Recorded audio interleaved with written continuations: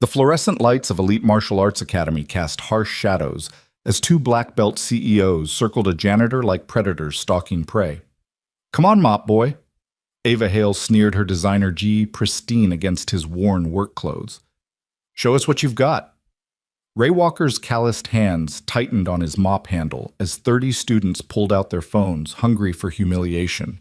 But when his 8-year-old daughter Emma whispered from the corner, "Daddy, please don't let them laugh at you anymore," something ancient stirred in the former Marine's chest, something the world hadn't seen since Afghanistan when they called him the Steel Ghost.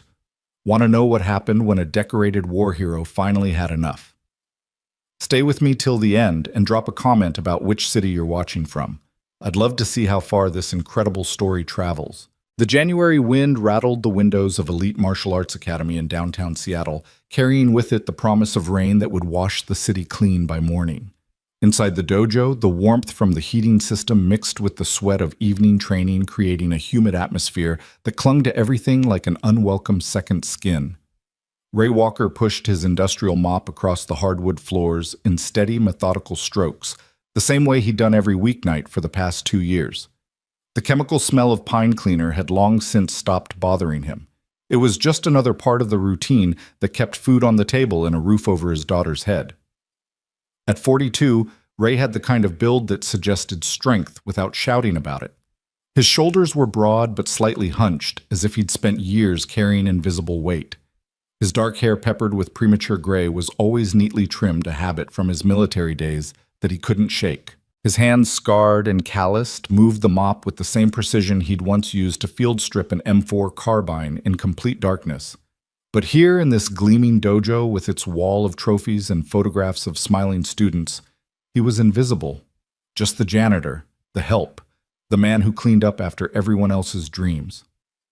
"Daddy, I finished my homework."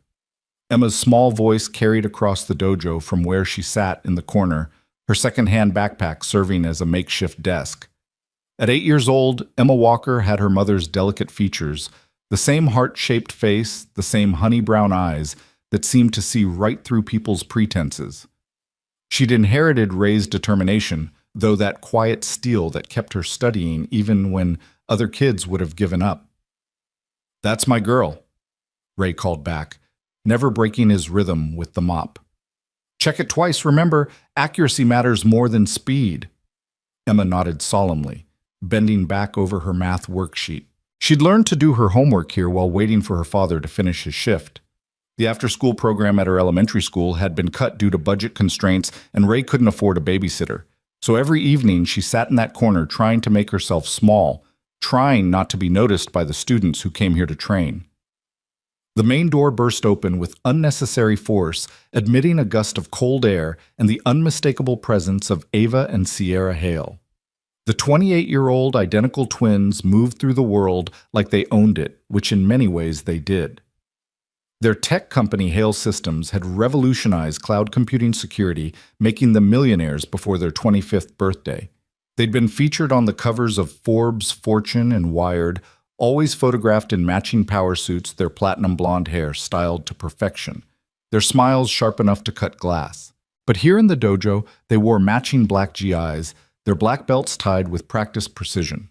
They'd been training here for 5 years, their natural athleticism and competitive drive making them formidable fighters. They were the dojo's star students, their photographs prominently displayed on the wall of excellence near the entrance. "God, it reeks of pine cleaner in here," Ava announced, her voice carrying that particular tone of disgust reserved for those who believed the world existed solely to inconvenience them.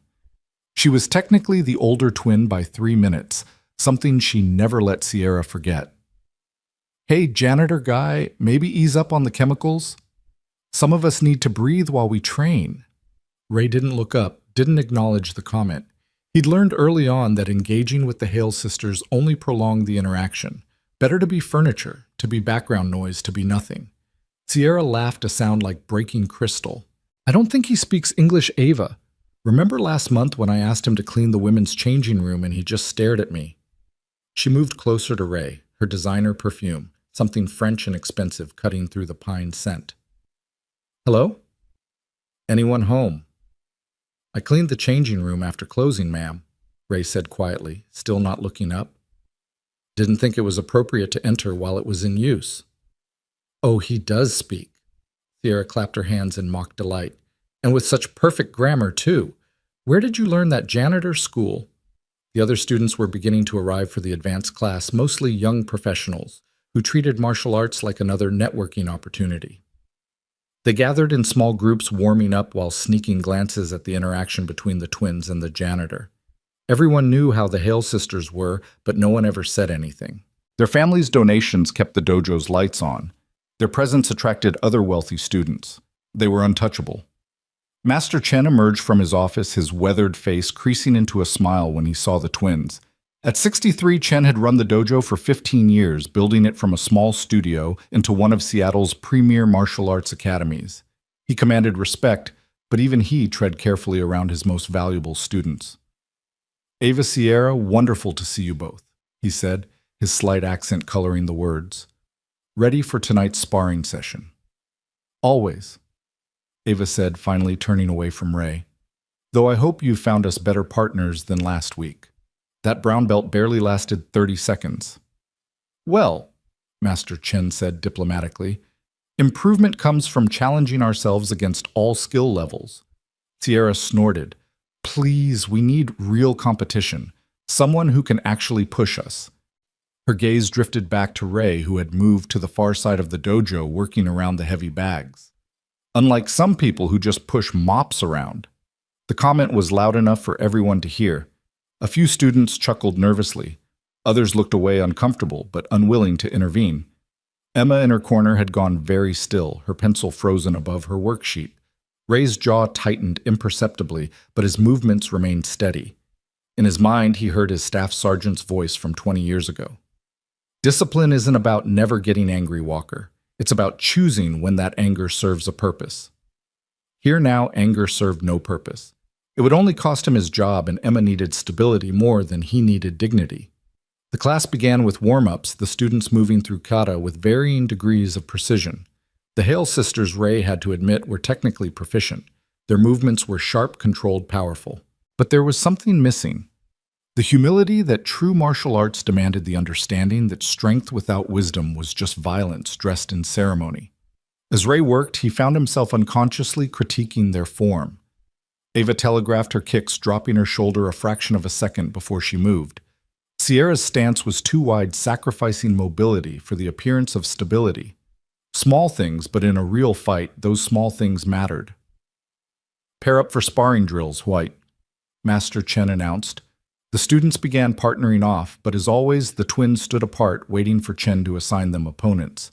It was another power play, making others come to them, never the other way around. Master Chen, Ava called out, her voice syrupy sweet. Since we need a real challenge, why don't we try something different tonight? Chen approached cautiously. What did you have in mind? 2-on-1, Sierra said, smiling. Us against your best student. Unless you don't think anyone here can handle both of us. The dojo fell silent. It was a challenge and an insult wrapped in a request. Chen's face flushed slightly. That's not traditional training and… Come on, Ava interrupted. We're black belts. We should be pushed beyond traditional, shouldn't we?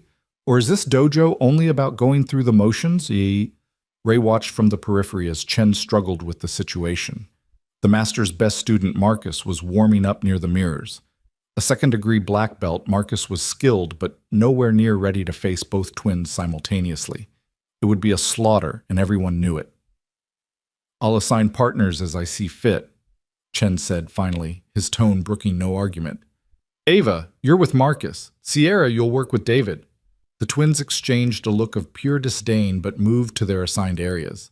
The sparring began, and within minutes, both Marcus and David were on the defensive, barely managing to block the sisters' aggressive attacks. The twins didn't just want to win, they wanted to humiliate. Ray had seen this before in Afghanistan. Young soldiers drunk on their own power, confusing fear for respect, mistaking cruelty for strength. He'd seen where that road led to breakdown, to failure, to losses that could never be recovered. Daddy? Emma had appeared at his side, her math homework clutched in her small hands. They're not very nice, are they? Ray knelt down to her level, his voice gentle. Some people forget that being strong means protecting others, not hurting them. But they're winning, Emma said, watching as Marcus took a particularly hard hit to the ribs.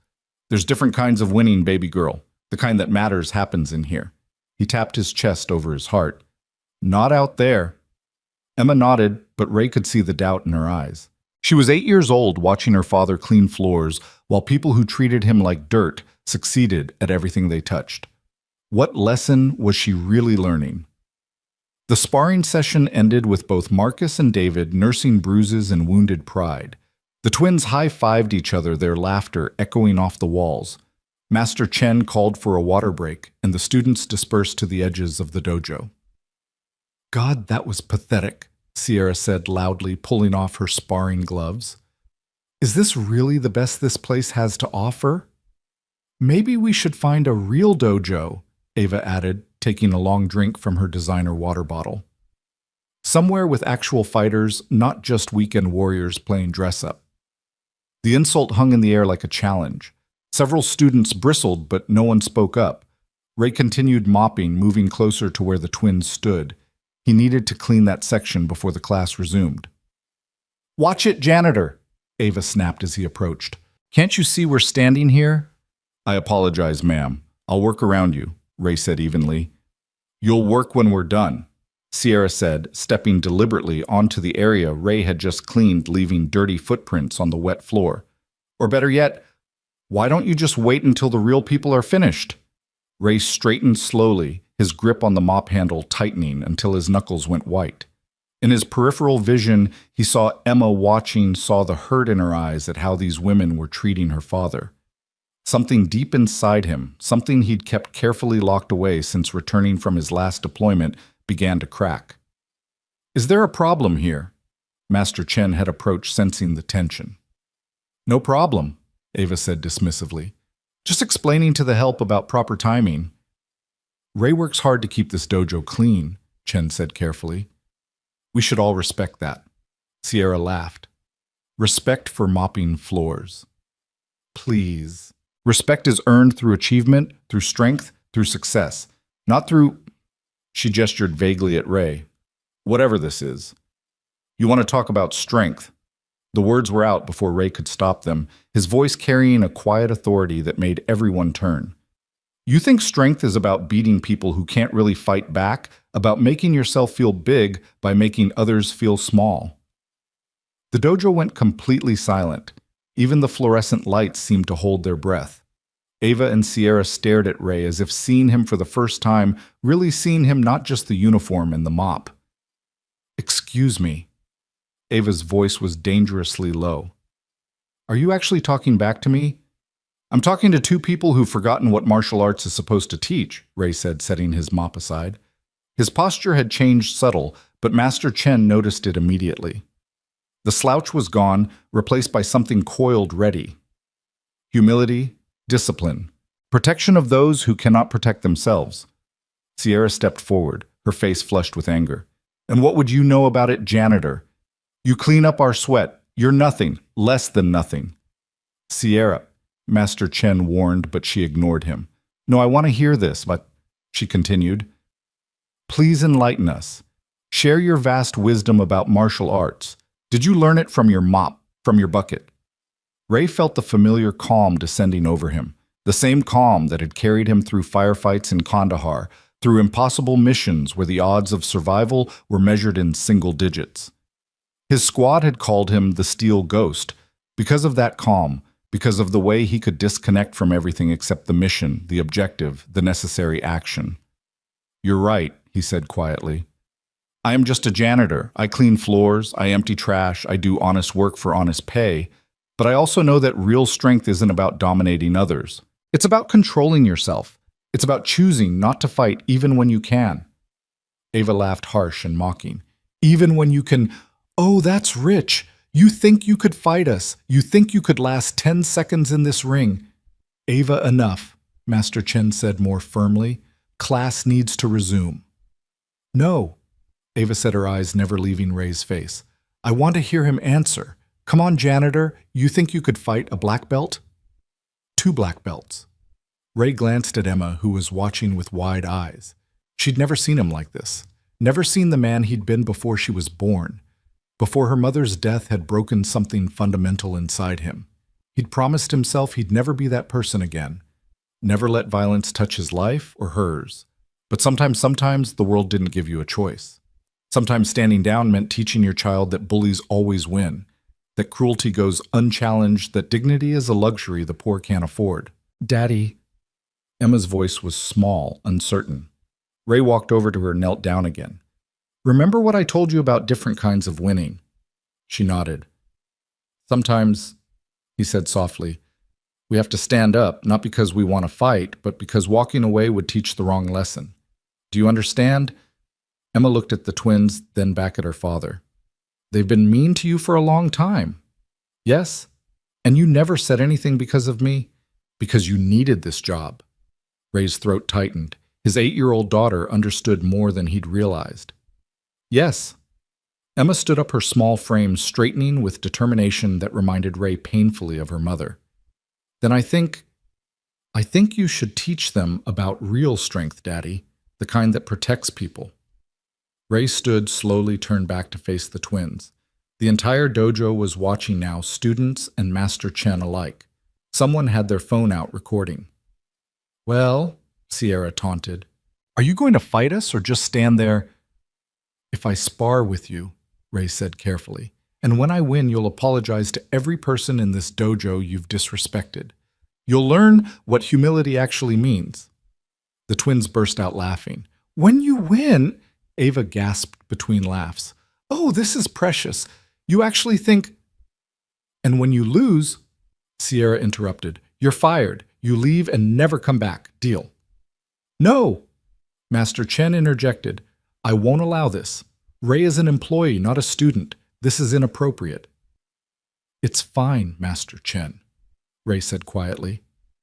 I accept their terms. You don't understand, Chen said urgently, moving closer to Ray and lowering his voice. They're black belts. They've been training for years. They're cruel, yes, but they're also skilled. You could get seriously hurt. Ray met Chen's eyes, and for just a moment the master saw something that made him step back. Something cold and precise, like looking into the scope of a rifle from the wrong end. I understand perfectly, Ray said. The students quickly cleared the center of the dojo, forming a circle. More phones came out. The twins were already in the ring, stretching with exaggerated movements playing to their audience. Should we go easy on him? Ava asked loudly. I mean, we don't want to actually kill the janitor. Just hard enough to teach him his place, Sierra replied. Maybe a broken rib or two. Workers' comp will cover it. Ray walked to the edge of the mat, then did something that made Master Chen's eyes widen. He removed his janitor's uniform shirt, revealing a torso marked by scars, a puckered bullet wound near his left shoulder, shrapnel scars across his ribs, a long surgical scar down his right side. But more than the scars, it was the muscle definition, the way he moved, sudden and fluid, that made Chen reassess everything he thought he knew about Ray Walker. Ooh, scary scars, Sierra mocked. What did you fall off your mop bucket? Ray didn't respond. He stepped onto the mat barefoot. He'd removed his work boots and socks with the same methodical precision he brought to everything. He stood in a neutral position, hands at his sides, waiting. Aren't you going to bow? Ava demanded. Show proper respect to your betters. Ray bowed not to them, but to the dojo itself, to the art, to what it was supposed to represent. Then he settled into a stance that made Master Chen inhale sharply. It wasn't from any traditional martial art. It was something hybrid, practical, designed for efficiency rather than form. That's not even a proper stance. Sierra laughed. Did you learn that from YouTube? Begin when you're ready, Ray said simply. The twins exchanged a look, then attacked simultaneously, a coordinated assault they'd practiced hundreds of times. Ava came in high with a roundhouse kick while Sierra went low with a sweep. It was a combination that had never failed them, designed to leave no avenue of escape. Ray wasn't there. He'd moved, not dramatically, not with any wasted motion, just a simple shift of weight and position that put him outside their range. Ava's kick whistled through empty air. Sierra's sweep found nothing. Lucky! Ava snarled, recovering quickly and launching a series of rapid punches. Ray deflected them with minimal movement, using their force against them, redirecting rather than blocking. Each deflection put Ava slightly more off balance. Each redirection pulled her further from her center. Sierra came from behind with a knee strike aimed at his kidney, a blow that would have dropped most people. Ray pivoted, caught her knee with one hand, and used her momentum to guide her past him. She stumbled, caught herself, spun back with fury in her eyes. "Stop playing with us," she shouted, launching a combination of kicks and punches that showcased her black belt skills. But Ray wasn't playing. He was analyzing, cataloging, understanding. Every attack showed him more about their style, their habits, their weaknesses. Ava still telegraphed her kicks. Sierra still stood too wide. They relied on aggression and coordination, but when that failed, they had no backup plan. The crowd was murmuring now. This wasn't going how anyone had expected. The janitor should have been on the ground already begging for mercy. Instead, he moved like water, like smoke, like a ghost there and not there, solid and insubstantial. "Stand still and fight!" Ava screamed, frustration breaking her composure. "I am fighting," Ray said calmly, dodging another combination. "I'm just not fighting the way you want me to." Sierra came in with a flying kick, showy, powerful, the kind of move that looked impressive in tournaments. Ray sidestepped, caught her ankle, and used her momentum to spin her around. She landed hard on the mat, gasping. Ava charged with a scream of rage, abandoning technique for raw aggression. Ray waited until the last possible second, then dropped low, swept her legs, and watched her crash to the mat beside her sister. Both twins scrambled to their feet, breathing hard, their perfect hair now disheveled, their GIs askew. They'd been down for only seconds, but in a real fight, seconds were lifetimes. "You're just running away," Sierra panted, too scared to actually engage. Ray studied them for a moment, then nodded. "You want engagement? All right." This time, when they attacked, Ray didn't evade. He met Ava's punch with a circular block that trapped her arm, pulled her off balance, and sent her spinning into Sierra. As they tangled, he swept both their legs with a single movement, putting them on the mat again. They got up slower this time, fury replaced by something else. Uncertainty, maybe even fear. They were black belts. They'd never lost, certainly never to someone like him. "How?" Ava demanded. "You're just a janitor. You're nobody." "I am nobody," Ray agreed. "But I learned a long time ago that nobody can be anybody when they need to be." Master Chen stepped forward. "I think that's enough. The point has been made." "No," Sierra shouted. "We're not done. We're black belts. We don't lose to the help." She charged again, this time with a technique Ray recognized, a military combative's move, not traditional martial arts. Someone had been teaching them more than just tournament fighting. But military combatives was Ray's world, his language, his home. He caught her strike, used a joint lock to control her arm, and took her to the mat with a controlled takedown that left her immobilized but unharmed. Ava rushed to help her sister, but Ray released Sierra and flowed into a defensive position that put him between the twins. "Stop," he said, and there was something in his voice that made both sisters freeze. "You've lost. Accept it with grace or continue, and I'll stop being gentle." "Gentle?" Ava's voice cracked. "You call this gentle? You're not hurt," Ray pointed out. "You're not bleeding. You're not broken. That's gentle. Trust me, you don't want to see the alternative." The dojo was dead silent.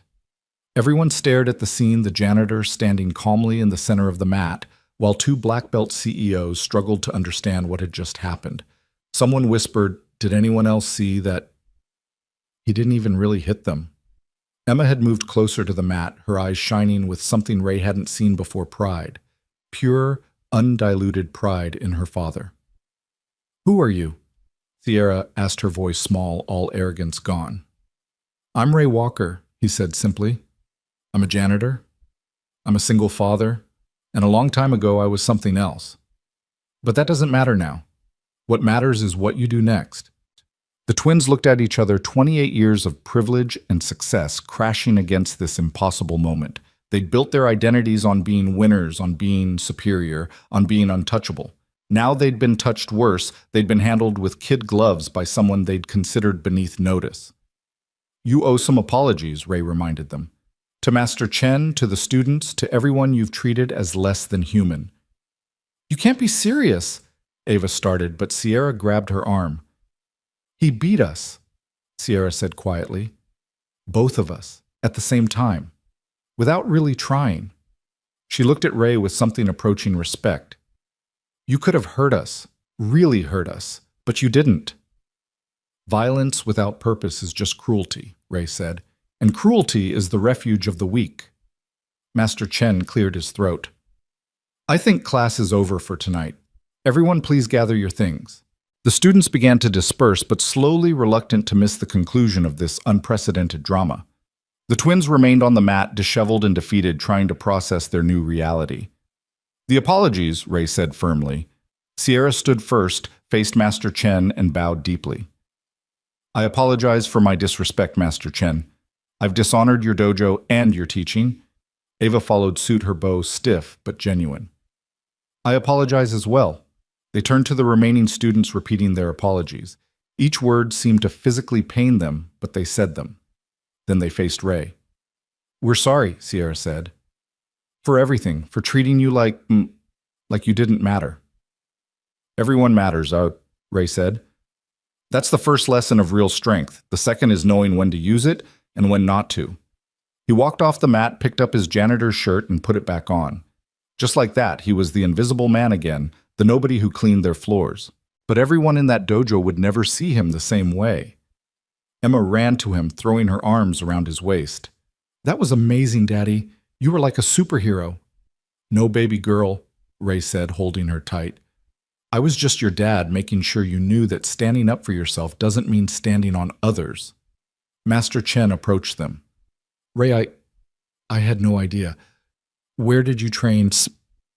Different places? Ray said vaguely. Different times. Would you consider teaching the students could learn so much from you? Ray shook his head. I'm a janitor, Master Chen. That's all I need to be. But Chen wasn't satisfied. Those scars, that fighting style. You were military, weren't you? Special operations? Ray didn't answer, just gathered Emma's backpack and homework. We should go. It's past Emma's bedtime. As they headed for the door, Sierra called out, Wait! Ray paused but didn't turn around.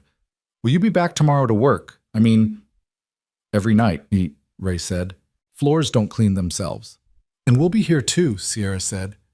Maybe you could teach us the real stuff. Not just the techniques, but the philosophy, the control. Ray finally turned.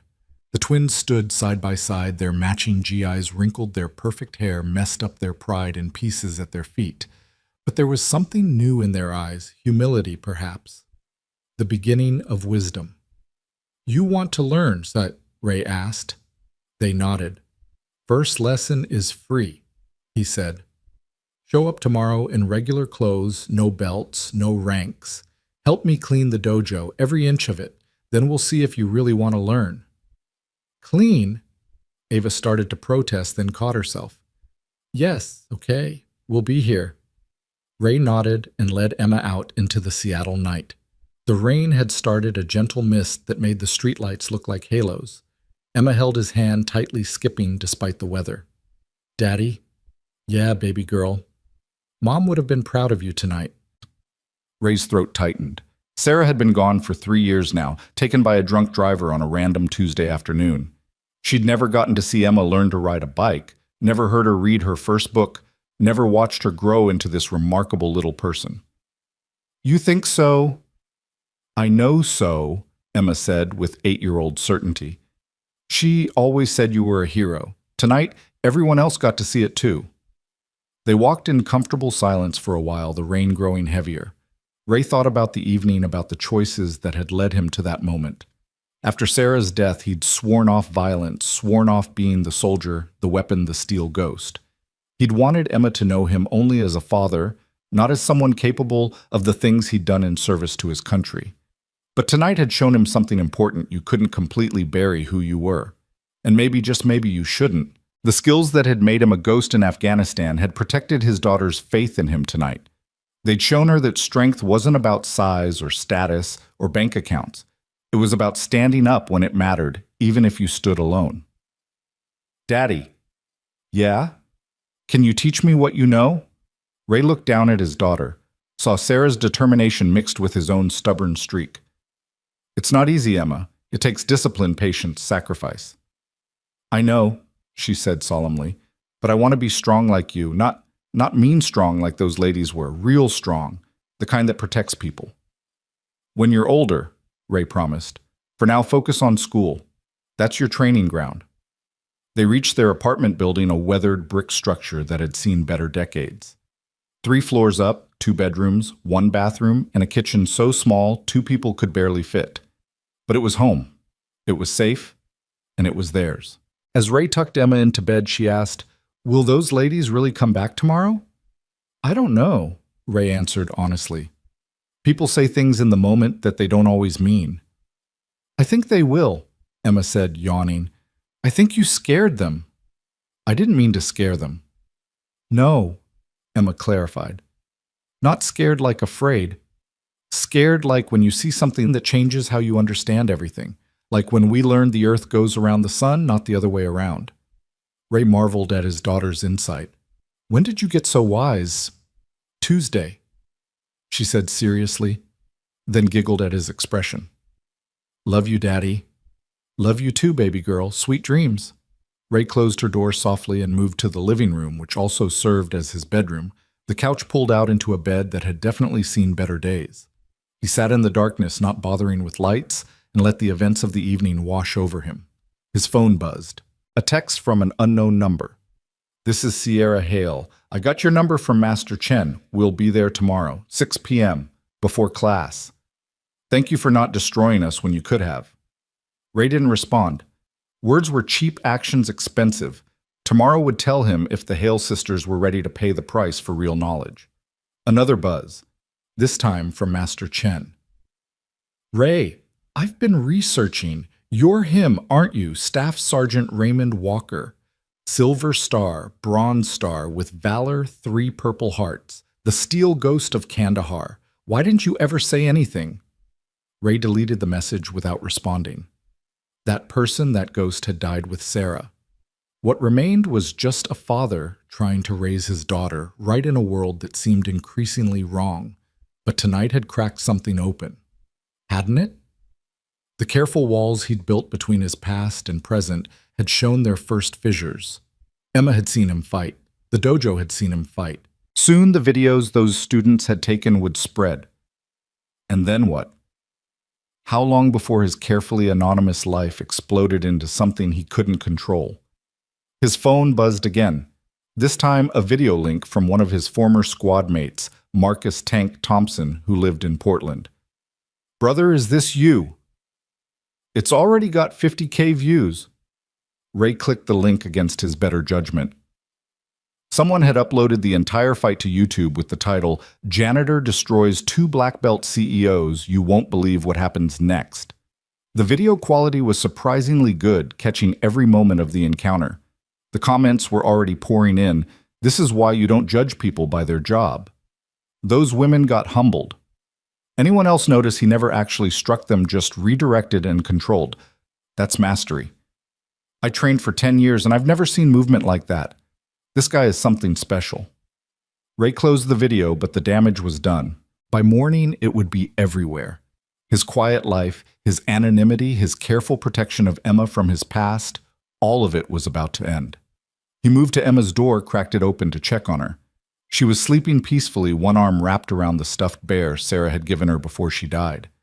Ray made a decision, then he wouldn't run from this.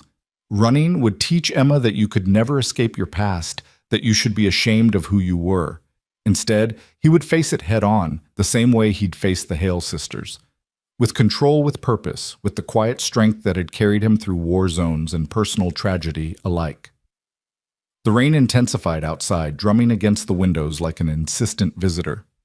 Ray stood watching the water streak down the glass, distorting the city lights into abstract patterns. Somewhere out there, Ava and Sierra Hale were probably in their luxury penthouse, nursing their bruised egos and trying to make sense of what had happened.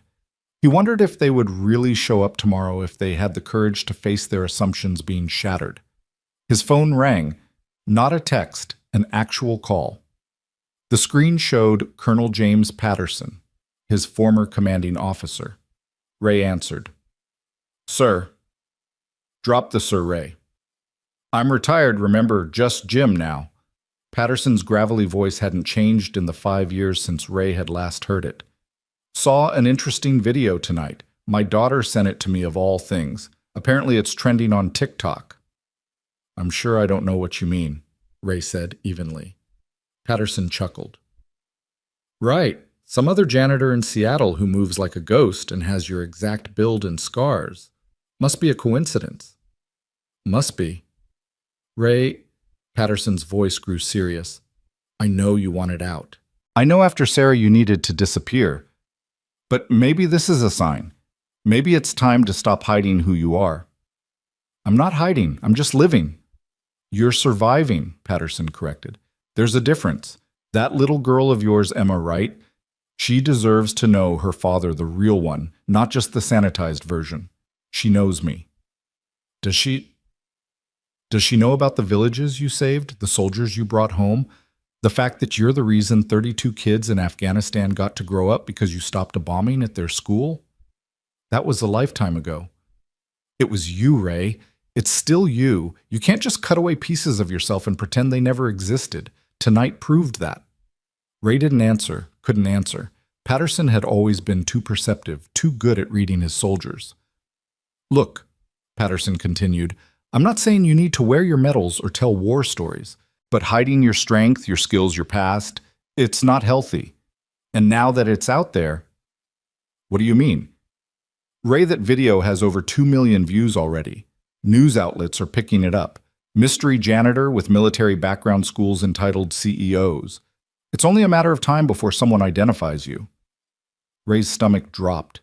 2 million views. The quiet life he'd built was definitely over. What do I do? He asked, hating the uncertainty in his voice. You do what you've always done, Patterson said. You adapt. You overcome. You protect what matters. And Ray, what matters is that little girl and the example you set for her. Don't teach her to hide from who she is by hiding from who you are. After Patterson hung up, Ray sat in the darkness for a long time. The colonel was right, of course. He usually was. Ray had been so focused on protecting Emma from his violent past that he'd forgotten something crucial. Strength wasn't just about fighting. It was about facing truth, accepting yourself, showing others that you could be more than one thing.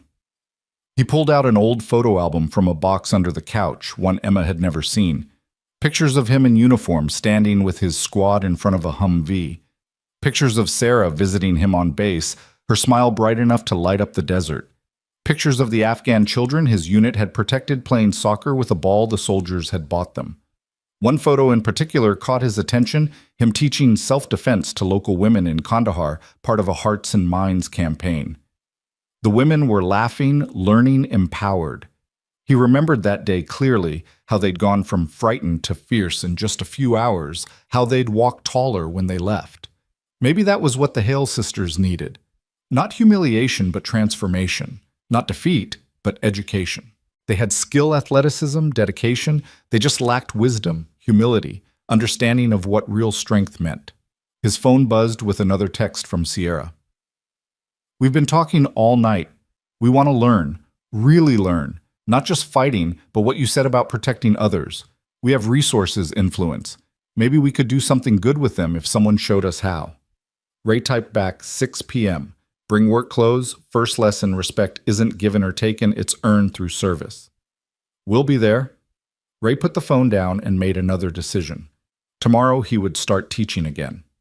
Not as the steel ghost, not as a warrior, but as someone who had learned that the greatest victory was the fight you didn't have to finish.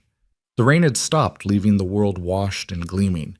Through the window, Ray could see stars breaking through the clouds, distant points of light that had been there all along, just hidden, like his past, like his true self, like the man Emma deserved to see. Tomorrow would bring challenges, the viral video, the questions, the exposure he'd tried so hard to avoid. But it would also bring opportunity, the chance to show Emma that you could be strong without being cruel, skilled without being arrogant, powerful without stepping on others. Ray finally pulled out the couch and lay down, but sleep wouldn't come. His mind kept replaying the evening, analyzing it from every angle. The twins' technique had been good but predictable, learned from instructors who focused on competition rather than combat. They'd never faced someone who didn't fight by the same rules, who understood that real violence was chaos, not choreography. But there had been potential there too. When Sierra had used that combatives move, she'd shown adaptability. When Ava had charged with pure rage, she'd shown heart even if misdirected. They were fighters. They just didn't know what they were fighting for. At 3 a.m., Ray gave up on sleep and did what he always did when his mind wouldn't quiet. He trained. Push-ups, sit-ups, burpees, all silent so as not to wake Emma. His body moved through the exercises with mechanical precision, muscle memory, from years of maintaining combat readiness. As dawn broke over Seattle, Ray stood at the window, again watching the city wake up. Somewhere out there, two CEOs were probably doing the same thing, preparing for a lesson they didn't fully understand yet. And in her room, Emma slept peacefully, unaware that her life was about to change, that the father she'd always known was about to become something more, not different, just more complete. The steel ghost was dead, Ray reminded himself. But maybe, just maybe, something better could rise from those ashes, something that honored both the warrior he'd been and the father he'd become. Something that could teach his daughter, and perhaps the Hale sisters, that real strength wasn't about being unbeatable. It was about knowing when to stand, when to fight, and when to teach others to do the same. The next evening arrived faster than Ray had anticipated. He'd spent the day fielding calls from reporters declining interview requests and trying to maintain some semblance of normalcy for Emma. She'd gone to school with her head held high, proud of her father in a way that both warmed and worried him. The video had reached 10 million views by lunch, and Master Chen had called 3 times to discuss the situation. Now standing in the dojo at 5:45 p.m., Ray watched the door with the same hypervigilance he'd once reserved for patrol routes in hostile territory. He'd arrived early as always, but tonight felt different. The mop and bucket waited in their usual corner, but he hadn't touched them yet. Instead, he stood in the center of the empty dojo, remembering. The door opened at exactly 6 p.m. Ava and Sierra Hale entered, but Ray almost didn't recognize them. Gone were the designer GIs, the perfect hair, the air of untouchable superiority.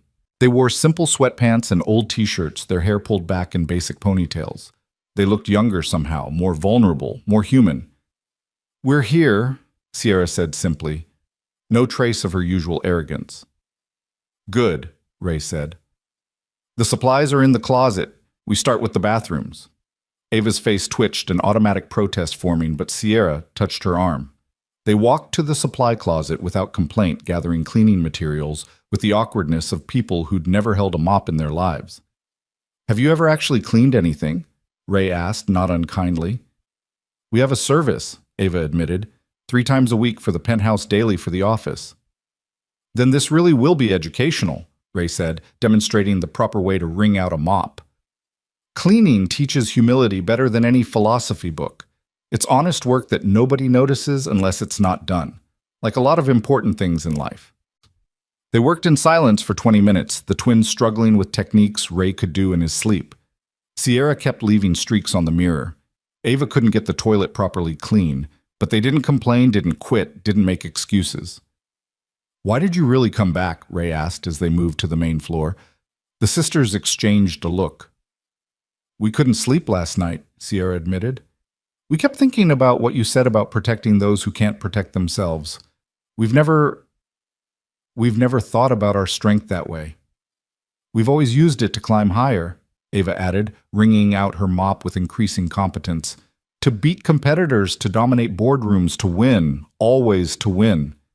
"And what has winning gotten you, Shul?" Ray asked. "Everything," Sierra said automatically, then paused. "And nothing. We have money, success, respect." "Fear," Ray corrected. "You have fear, not respect. There's a difference."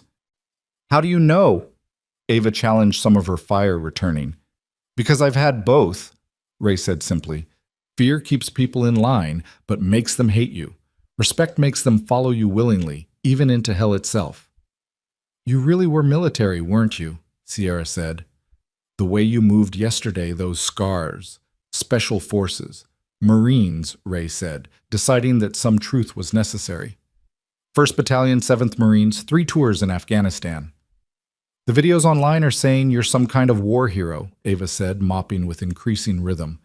They're calling you the Steel Ghost. Ray's hand tightened on his mop handle. The internet says a lot of things. But it's true, isn't it? Sierra pressed.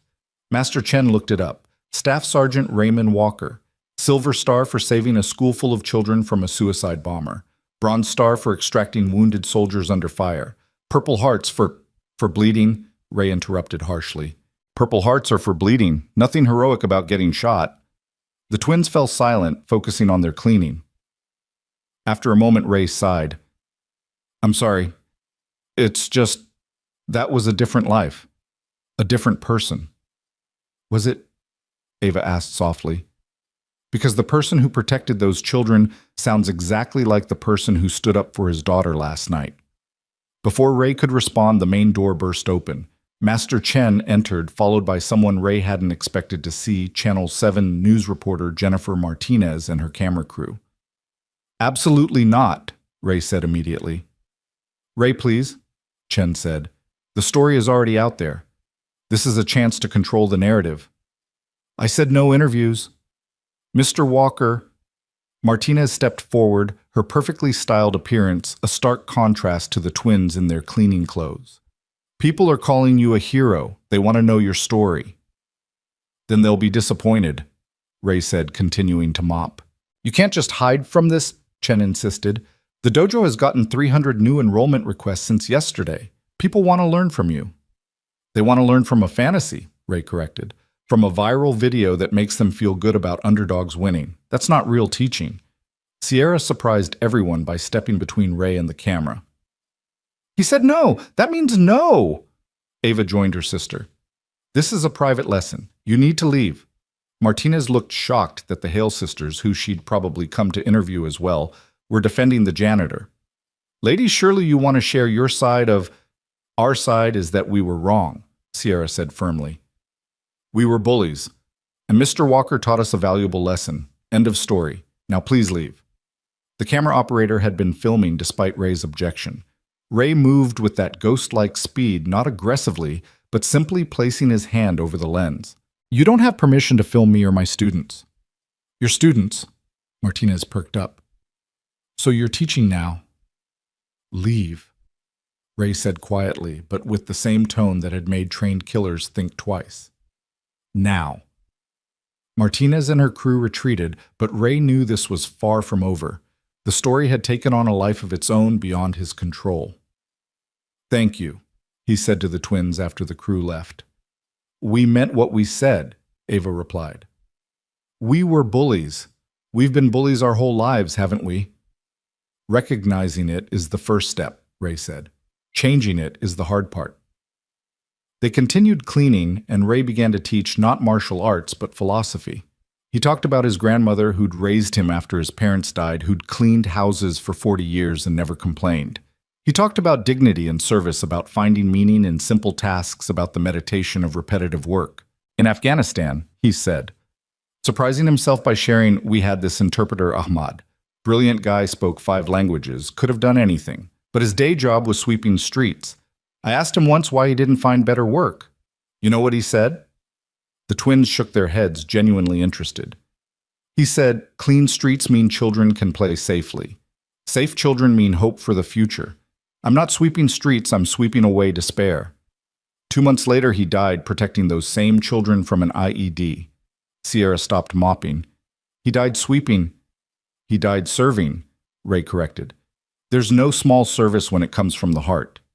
By the time the regular class was scheduled to begin, the dojo gleamed.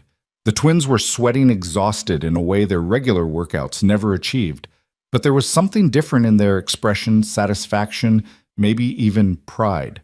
Students began arriving, stopping short when they saw the Hale sisters in cleaning clothes working alongside Ray. Whispers rippled through the growing crowd. All right, Ray said to the twins, you've earned your first real lesson, but not here. Not with an audience. Follow me. He led them to a small room behind the main dojo, one used for private lessons. It was simple mats, a mirror, nothing else. First lesson isn't about fighting, Ray said. It's about breathing. Breathing? Ava sounded skeptical. Everything starts with breath, Ray explained. Fear makes you hold it. Anger makes you waste it. Control starts with controlling your breath. For the next hour, he taught them meditation techniques he'd learned from a Buddhist monk in Thailand, breathing exercises from his combat training ways to center themselves that had nothing to do with violence. I don't feel any different, Sierra complained after 30 minutes of breathing exercises. Now spar with each other, Ray instructed. The twins faced off, falling into their familiar patterns. But something was different. Their movements were more fluid, less rigid. They weren't fighting angry anymore. Better, Ray observed. When you breathe properly, you think properly. When you think properly, you fight properly. But more importantly, you know when not to fight at all. A knock on the door interrupted them. Emma peered in, still in her school clothes. Daddy, Master Chen said you were back here. Hey, baby girl, how was school? Emma entered, slowly eyeing the twins warily. These were the women who'd been cruel to her father for 2 years, but Ray noticed she stood straighter, more confident than before. Mrs. Patterson showed the video in class, Emma said, for our lesson on standing up to bullies. Ray groaned. She didn't. Everyone thinks you're so cool. Emma continued, then looked at the twins. Why are you dressed like that? We're learning, Sierra said, attempting a smile. Your father is teaching us. Emma studied them with that penetrating gaze children possessed. Are you going to be mean anymore? The blunt question hung in the air. Ava knelt down to Emma's level. No, we're learning not to be mean. I'm sorry we were cruel to your dad. That was wrong. Emma considered this. Okay, but if you're mean again, he can beat you up worse. Emma, Ray warned, but Sierra laughed genuine surprised laughter. Fair deal, Sierra said. We'll try to earn your forgiveness. Emma nodded solemnly, then turned to Ray. Can I watch homework first? Already done. Mrs. Patterson gave me extra time during recess because everyone kept asking me questions about you. Ray sighed. His quiet life was definitely over. All right, you can watch, but stay against the wall. What followed was unlike any martial arts lesson the twins had experienced. Ray didn't teach them new strikes or kicks. Instead, he taught them to fall safely, to protect themselves, to move without aggression. Your instinct is always to attack, he observed as Sierra threw another punch. But sometimes the best response is no response. Let me show you. He had Ava attack him repeatedly, while he simply moved, never striking back, never even blocking, just flowing around her attacks like water around stones. After 2 minutes, Ava was exhausted, frustrated, defeated, without being touched. This is what you did to us yesterday, she panted. Partially. Yesterday, I also used redirects and controls, but the principle is the same. Use their energy against them. Don't add violence to violence. But how do you win without fighting? Sierra asked. Who says you need to win? Ray countered. Sometimes the victory is in not losing yourself to anger or fear. Sometimes it's in teaching instead of defeating. They trained for another hour, Ray patiently correcting their stances, their breathing, their mindset. Emma watched from the corner, occasionally offering commentary that made the adults smile. You're dropping your shoulder, she told Ava at one point. Daddy always says shoulders stay level. When did he teach you that? Ray asked, surprised. I watch you practice in the morning, Emma admitted. When you think I'm sleeping. Ray felt a mix of pride and concern. He'd tried to keep his training separate from Emma's world, but children saw everything, absorbed everything. Master Chen appeared in the doorway. Ray, there's someone here to see you, says he's an old friend. Ray's danger sense, honed by years of combat, immediately activated. Watch Emma, he told the twins, who nodded seriously. In the main dojo, a man in an expensive suit waited. Ray recognized him immediately, Marcus Tank Thompson, his former squad mate who'd texted him about the video. Tank looked good, prosperous, a far cry from the grunt who'd saved Ray's life in Kandahar. Brother, Tank said, pulling Ray into a crushing hug. Good to see you, Vertical. Tank, what are you doing here? Saw the video, had to come check on you. Make sure you were okay with all this attention. They moved to a quiet corner away from the curious students preparing for the evening class. I'm fine, Ray said. No, you're not. Tank disagreed. You've been hiding for 3 years pretending to be nobody. Now the whole world knows who you are. They know a janitor who can fight, that's all. Tank shook his head. They're going to dig Ray. Reporters, internet detectives, everyone. They'll find out about the steel ghost, about Sarah, about all of it. You need to be ready. I just want to raise my daughter in peace. That ship has sailed, brother, but maybe that's not a bad thing. Tank glanced toward the back room where Emma's laughter could be heard. Kids need heroes, Ray. Maybe it's time Emma knew hers. She doesn't need to know about the war, about what I did. Not the violence, Tank agreed. But the service, the sacrifice, the lives you saved, that's a legacy worth sharing. Before Ray could respond, a commotion erupted in the main entrance. A group of young men in matching jackets had entered, their posture aggressive, their intention clear. Ray recognized the type immediately, a local martial arts school come to challenge the viral sensation. We're looking for the janitor, their leader announced, a muscled young man with cauliflower ears and MMA gloves. Want to see if he's really as tough as the internet says. Master Chen stepped forward. This is a place of learning, not street fighting. Please leave. Not until we get what we came for, the fighter said, scanning the crowd. His eyes landed on Ray. You, him, the ghost. Ray didn't move, didn't respond, just watched with the stillness that preceded violence. Yeah, you're him, the fighter continued. That stillness thing, like in the video? Well, it won't work on trained fighters. We're not some spoiled rich girls. The comment drew Ray's attention to the doorway of the back room. The twins had emerged, Emma behind them, all three watching with concern. You should leave, Ray said quietly. Or what? You'll redirect my energy. The fighter laughed. This isn't a movie, old man. This is real fighting. No, Ray said, standing slowly.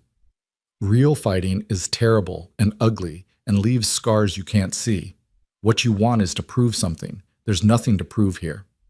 Scared? The fighter taunted. Emma started to move forward, but Sierra caught her shoulder, gently holding her back. The twin CEOs who'd once embodied arrogance now stood protective of a janitor's daughter. I don't fight for ego, Ray said. I don't fight for fun. I don't fight to prove points. So unless you're planning to actually hurt someone here, we're done. The fighter stepped closer, his crew spreading out behind him. Maybe I am planning to hurt someone. Maybe that's exactly what needs to happen for people to stop believing fairy tales about janitors and ghosts. The atmosphere in the dojo shifted, became dangerous. Students backed away.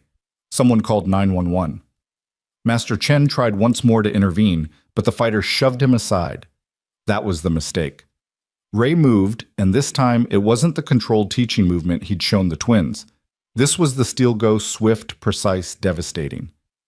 The fighter found himself on the ground before his brain could process what had happened. Ray's knee on his chest, his arm locked in a submission hold that was a millimeter from causing real damage. You pushed an elderly man, Ray said, his voice carrying that battlefield calm that was more terrifying than any shout. You came here looking for violence. You threatened my students. My daughter is watching. So here's what's going to happen. The fighter's crew started forward, but Tank stepped out, his own presence stopping them cold. I wouldn't, Tank said simply. You're going to apologize to Master Chen, Bab, Ray continued. You're going to leave. You're going to tell everyone that what they saw in that video was real, that violence without purpose is the refuge of cowards and bullies. Or I'm going to show you what real fighting actually looks like, and I promise you won't enjoy the lesson. I'm sorry, the fighter gasped immediately. I'm sorry, Master Chen. We'll leave. Ray released him, stepped back. The fighter scrambled to his feet, his crew helping him toward the door. But he turned back, had to have the last word. This isn't over, he said. It is, Ray replied. Because if you come back, if you threaten anyone here again, I won't be teaching. I'll be ending threats permanently. The word hung in the air like a blade. The fighters left quickly, and the dojo erupted in whispers and excitement. Daddy! Emma ran to him, wrapping her arms around his waist. You protected everyone. That's what we do, Ray said, holding her tight. We protect. We serve. We stand between danger and those who can't fight it themselves. The twins approached, their expressions awed. That was different, Ava said. You weren't playing with them like you did with us. You were never a threat, Ray explained. You were bullies, but not dangerous. Those men came here for violence. That requires a different response. Will you teach us that? Sierra asked. The real stuff, not for tournaments or ego, but for protection. Ray looked at them, these privileged women who'd spent their lives at the top of every ladder. That knowledge comes with responsibility. It's not about being capable of violence. It's about choosing not to use it unless absolutely necessary. We understand, Ava said seriously. We want to learn. We want to be better. Ray nodded slowly. Then we continue. But understand what I teach isn't sport. It's survival. It's service. It's sacrifice. Are you prepared for that? The twins exchanged a look, then nodded in unison. Good. Same time tomorrow. We start with falls and rolls you need to learn to protect yourself before you learn to protect others. As the regular class began, Ray noticed something had changed in the dojo's atmosphere. The students looked at him differently now, not with fear or mere curiosity, but with genuine respect. He'd stood between them, and danger had shown that his skills were for service, not show. Master Chen approached him quietly. Ray, I need to say something. For 2 years you've cleaned this place without complaint, endured disrespect with grace. I should have stood up for you. I should have been better. I'm sorry. You gave me a job when I needed one, Ray replied. That's enough. No, it's not. From now on, you're not just our janitor. You're an instructor. Same pay. I know you won't accept more, but with the respect you deserve. Ray started to protest, but Chen raised his hand. The students need to learn what you're teaching the twins. Not just technique, but philosophy, honor, service. Will you consider it? Ray looked at Emma, who was chatting animatedly with some of the younger students, telling them about her father with unbridled pride. Then at the twins who were practicing the breathing exercises he'd taught them, their usual arrogance replaced with focus. Finally at Tank, who gave him a knowing nod. I'll think about it, Ray said. The evening continued with unusual energy. Word of the confrontation had already spread beyond the dojo. Several students were live streaming, sharing the story of the janitor who'd faced down an MMA fighter without throwing a single strike. As the class wound down, Sierra approached Ray with her phone. You need to see this. The video from earlier had been posted with the title, Steel Ghost Protects Dojo from MMA Bullies. It already had 1 million views and climbing. The comments were overwhelming. This man is everything martial arts should be about. Notice how he only acted when they pushed the elderly master. That's honor. My kid is signing up for this dojo tomorrow. We need more people like this in the world. Ray handed the phone back. This is getting out of control. Or maybe it's exactly what needs to happen, Ava suggested. People are hungry for real heroes, for examples of strength used correctly. You could teach so many people. I just want to teach my daughter, Ray said. Then teach her, Sierra said. But let others learn too. Start a movement. Show the world that strength isn't about domination. Ray was saved from responding by the arrival of another unexpected visitor, a woman in military dress blues, her chest decorated with ribbons that Ray recognized immediately. Colonel Patricia Morrison, now Brigadier General Morrison, his former battalion commander. Staff Sergeant Walker, she said formally, then smiled. Ray, it's been too long. General, Ray said automatically, straightening, what brings you here? You do. The video, the story, all of it. We need to talk. She glanced around the crowded dojo. Privately. They stepped outside into the Seattle night. The rain had returned light but steady. Morrison stood under the dojo's awning, looking older but still commanding. The Pentagon is interested, she said without preamble. They want to bring you back not for combat but for training, teaching the next generation what you know. I'm done with that life, General. Are you? Because from what I saw in those videos, you're still very much the warrior we knew. You're just using it differently now. I have a daughter to raise, and what better example to set than serving your country again, but this time as a teacher, not a fighter. Morrison studied him. The position would be here at Joint Base Lewis McChord. You wouldn't have to leave Seattle, wouldn't have to uproot Emma. Regular hours, good pay, full benefits. And you'd be saving lives by training soldiers properly. Ray was quiet for a long moment, watching the rain. Can I think about it? Of course, but Ray, the country needs people like you now more than ever. Not just for your skills, but for your integrity. The Steel Ghost is a legend, but Ray Walker could be something more, an example. After Morrison left, Ray stood in the rain for a while, letting it wash over him like a baptism. 3 years of hiding, of pretending to be nobody, and now everyone wanted him to be somebody again. But maybe that was the point. Maybe Emma needed to see him as he really was not hidden, but whole. He went back inside to find the twins helping Emma with her backpack, the three of them chatting like old friends. The transformation was remarkable. In just one day, the Hale sisters had gone from tormentors to protectors, from arrogance to humility. "Ready to go home?" Ray asked Emma. "Can Ava and Sierra come for dinner?" Emma asked hopefully. "They want to hear your stories." Ray looked at the twins, who seemed genuinely surprised by the invitation. "We don't want to impose," Sierra said quickly.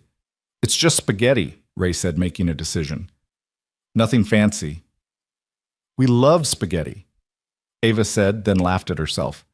"Actually, I don't think I've had homemade spaghetti in years." They all left together, an unlikely group, a janitor, his daughter, and 2 millionaire CEOs walking through the rain toward a small apartment. But something had shifted, something fundamental. The walls Ray had built were coming down, replaced by bridges he hadn't expected. As they walked, Emma slipped her hand into his. "Daddy." "Yeah, baby girl. I'm proud of you. Not for fighting, but for teaching, for showing people how to be better." Ray squeezed her hand gently. "That's all any of us can do, Emma. Try to be better today than we were yesterday." The rain continued to fall, washing the streets clean, preparing the ground for whatever would grow next. And for the first time in 3 years, Ray Walker felt like he was ready to grow too, to become not the steel ghost of his past, or the invisible janitor of his present, but something new, a teacher, a father, an example of strength used wisely. The twins followed close behind their designer shoes, splashing through puddles, their perfect hair ruined by rain, their entire worldview reconstructed in a single day. Tomorrow they would return ready to learn more, to become more. And Ray would teach them just as he would teach Emma, just as he might teach soldiers again. The war was over had been for years, but the mission to protect, to serve, to stand between the darkness and the light, that mission never ended. It just changed shape, adapted to new battlefields, found new ways to matter. As they reached the apartment building, Ray realized that maybe this was what Sarah would have wanted. Not for him to hide his strength, but to use it to light the way for others. To show that real power wasn't about being feared or famous or rich. It was about choosing to serve even when serving meant mopping floors. It was about standing up to bullies even when standing up cost you everything. It was about teaching instead of destroying, building instead of breaking, protecting instead of attacking. The steel ghost was dead, Ray reminded himself as he unlocked his apartment door. But what was emerging from those ashes might be something even more powerful. A man who understood that the greatest battles were won not with fists or weapons, but with wisdom, patience, and the courage to be vulnerable enough to teach. The small apartment felt even smaller with 5 people crowded around the tiny kitchen table, but somehow the warmth made it feel exactly right. Ava and Sierra sat awkwardly on mismatched chairs, trying not to stare at the water stains on the ceiling or the duct-taped corner of the linoleum floor. They'd probably never been in a place like this, Ray thought, watching them process the reality of how he and Emma lived. "This is really good," Sierra said, twirling spaghetti on her fork with surprising clumsiness for someone usually so controlled. "Did you make the sauce from scratch?" "Daddy always makes it from scratch," Emma said proudly. "He says jar sauce tastes like disappointment." Ava laughed, a genuine sound that transformed her face. "Our chef would probably agree. Though I haven't actually been in our kitchen in months." "You have a chef?" Emma's eyes widened. "We have 3, actually," Sierra admitted, looking embarrassed. "One for each meal shift." Emma turned to Ray with an expression of profound confusion. "Why would anyone need 3 people to cook different worlds, baby girl?" Ray said gently. "Not better or worse, just different." The conversation flowed more naturally as the meal progressed. The twins asked careful questions about Ray's military service, clearly curious but respectful of boundaries. Ray found himself sharing more than he'd intended stories about the translators, who became friends, the village elders who taught him about honor, the children who played soccer with deflated balls and still laughed like they'd won the World Cup. "You never talk about the fighting," Ava observed. "Because that's not what mattered," Ray replied. "The fighting was just noise. What mattered was what we protected, what we preserved, what we built after the dust settled." Sierra's phone buzzed. She glanced at it, and her face paled. "Oh no." "What?" Ava leaned over to look. "The video from tonight. The MMA fighters. It's everywhere." Sierra showed them her screen. 20 million views. The news outlets are picking it up. "They're calling you—" She paused, glancing at Emma. "What are they calling my daddy?" Emma demanded. "America's real-life superhero," Sierra finished weakly. Ray groaned, putting his head in his hands. "This is a nightmare." "Actually," Ava said slowly, "it might be an opportunity." When Ray looked up sharply, she raised her hands defensively. "Hear me out. You want to teach right, to show people that strength should be used to protect, not dominate. I want to raise my daughter in peace. But that's not going to happen now," Ava said with the blunt honesty of someone used to boardroom negotiations. "The story is out there. You can either let others control it, or you can shape it yourself." "She's right," Sierra added. "We know something about public relations, about managing narratives. We could help."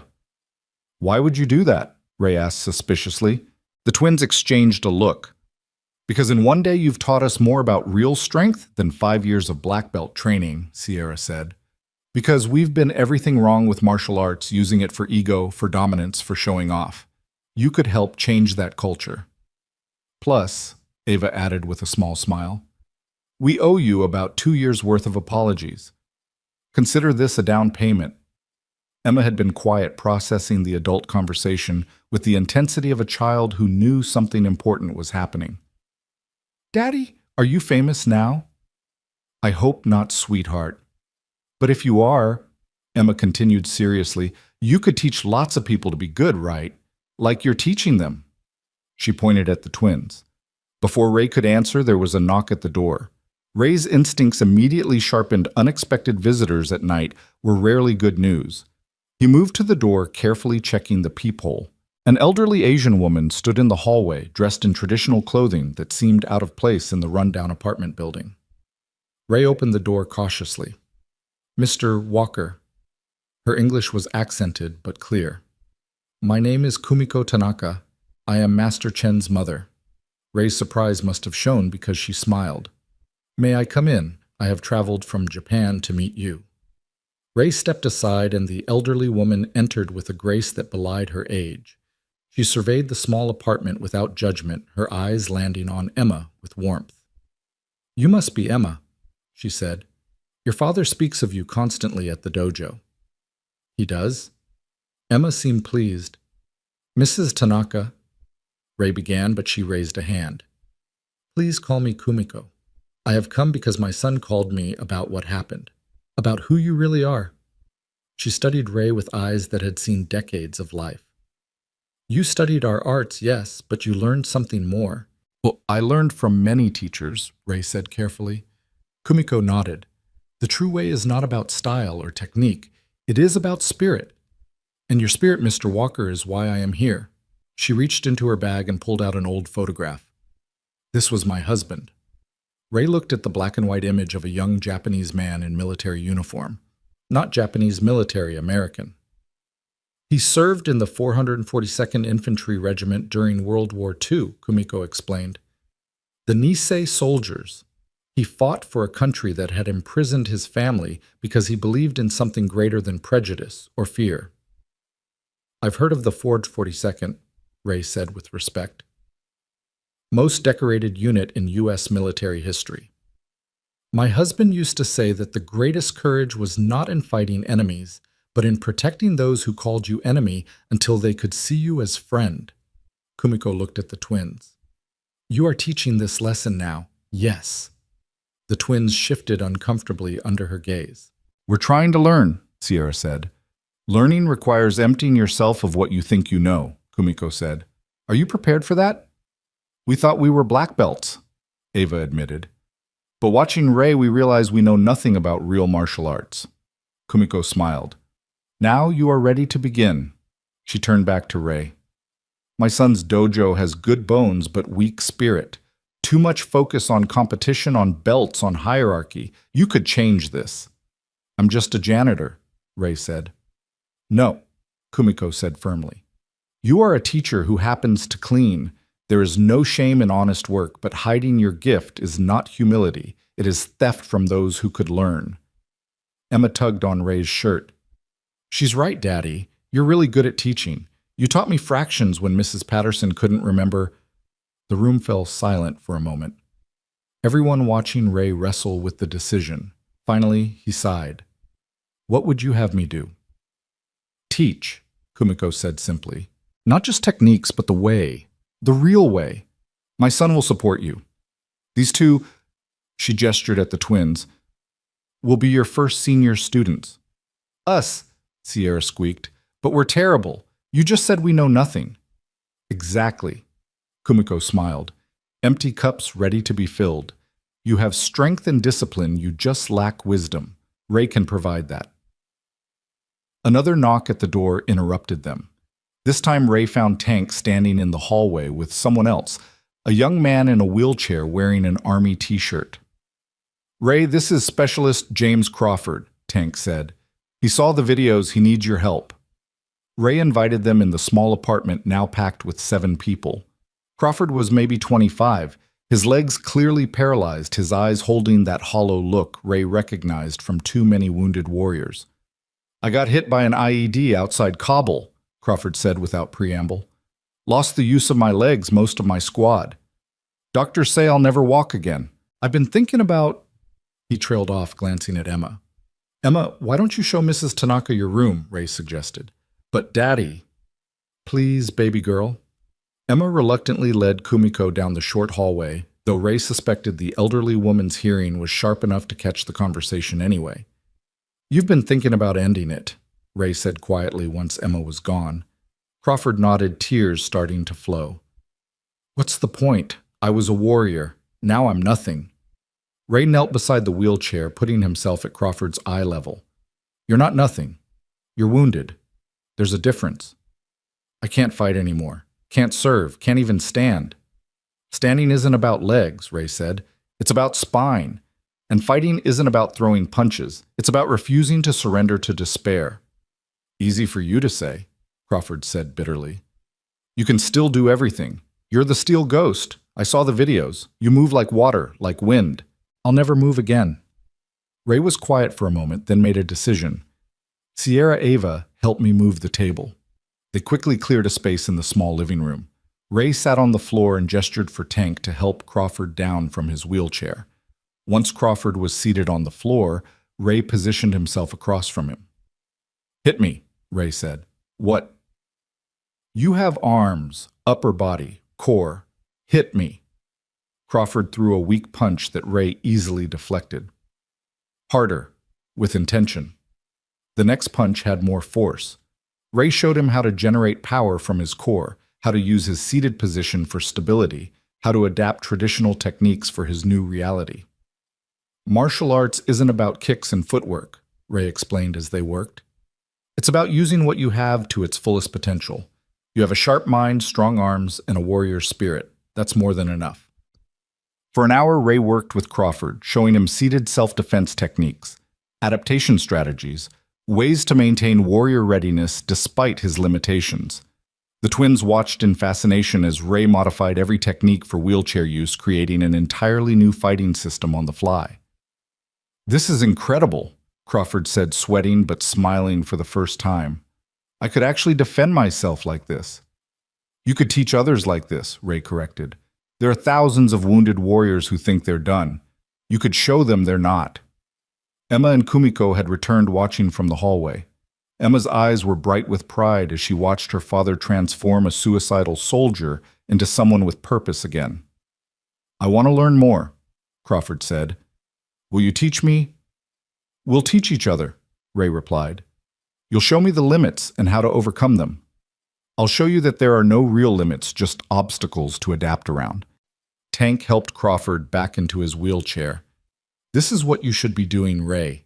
Not hiding, teaching, healing, showing people that strength comes in many forms. The apartment's too small, Ray said, but his resistance was weakening. Actually, Sierra said slowly, Ava and I own a building downtown. It used to be a factory, but we converted it to office space. The ground floor is empty, 10,000 square feet high ceilings, perfect for a dojo. We couldn't afford, Ray started. Free for the first year, Ava interrupted. After that, we'll work out something based on what the school can afford. Consider it an investment in something that matters. You'd do that? Ray asked skeptically. We made our fortune in tech by being ruthless, Sierra admitted. Maybe it's time we gave back, built something that helps people instead of just making money. Kumiko stood moving with surprising agility for her age. It is decided then. You will teach.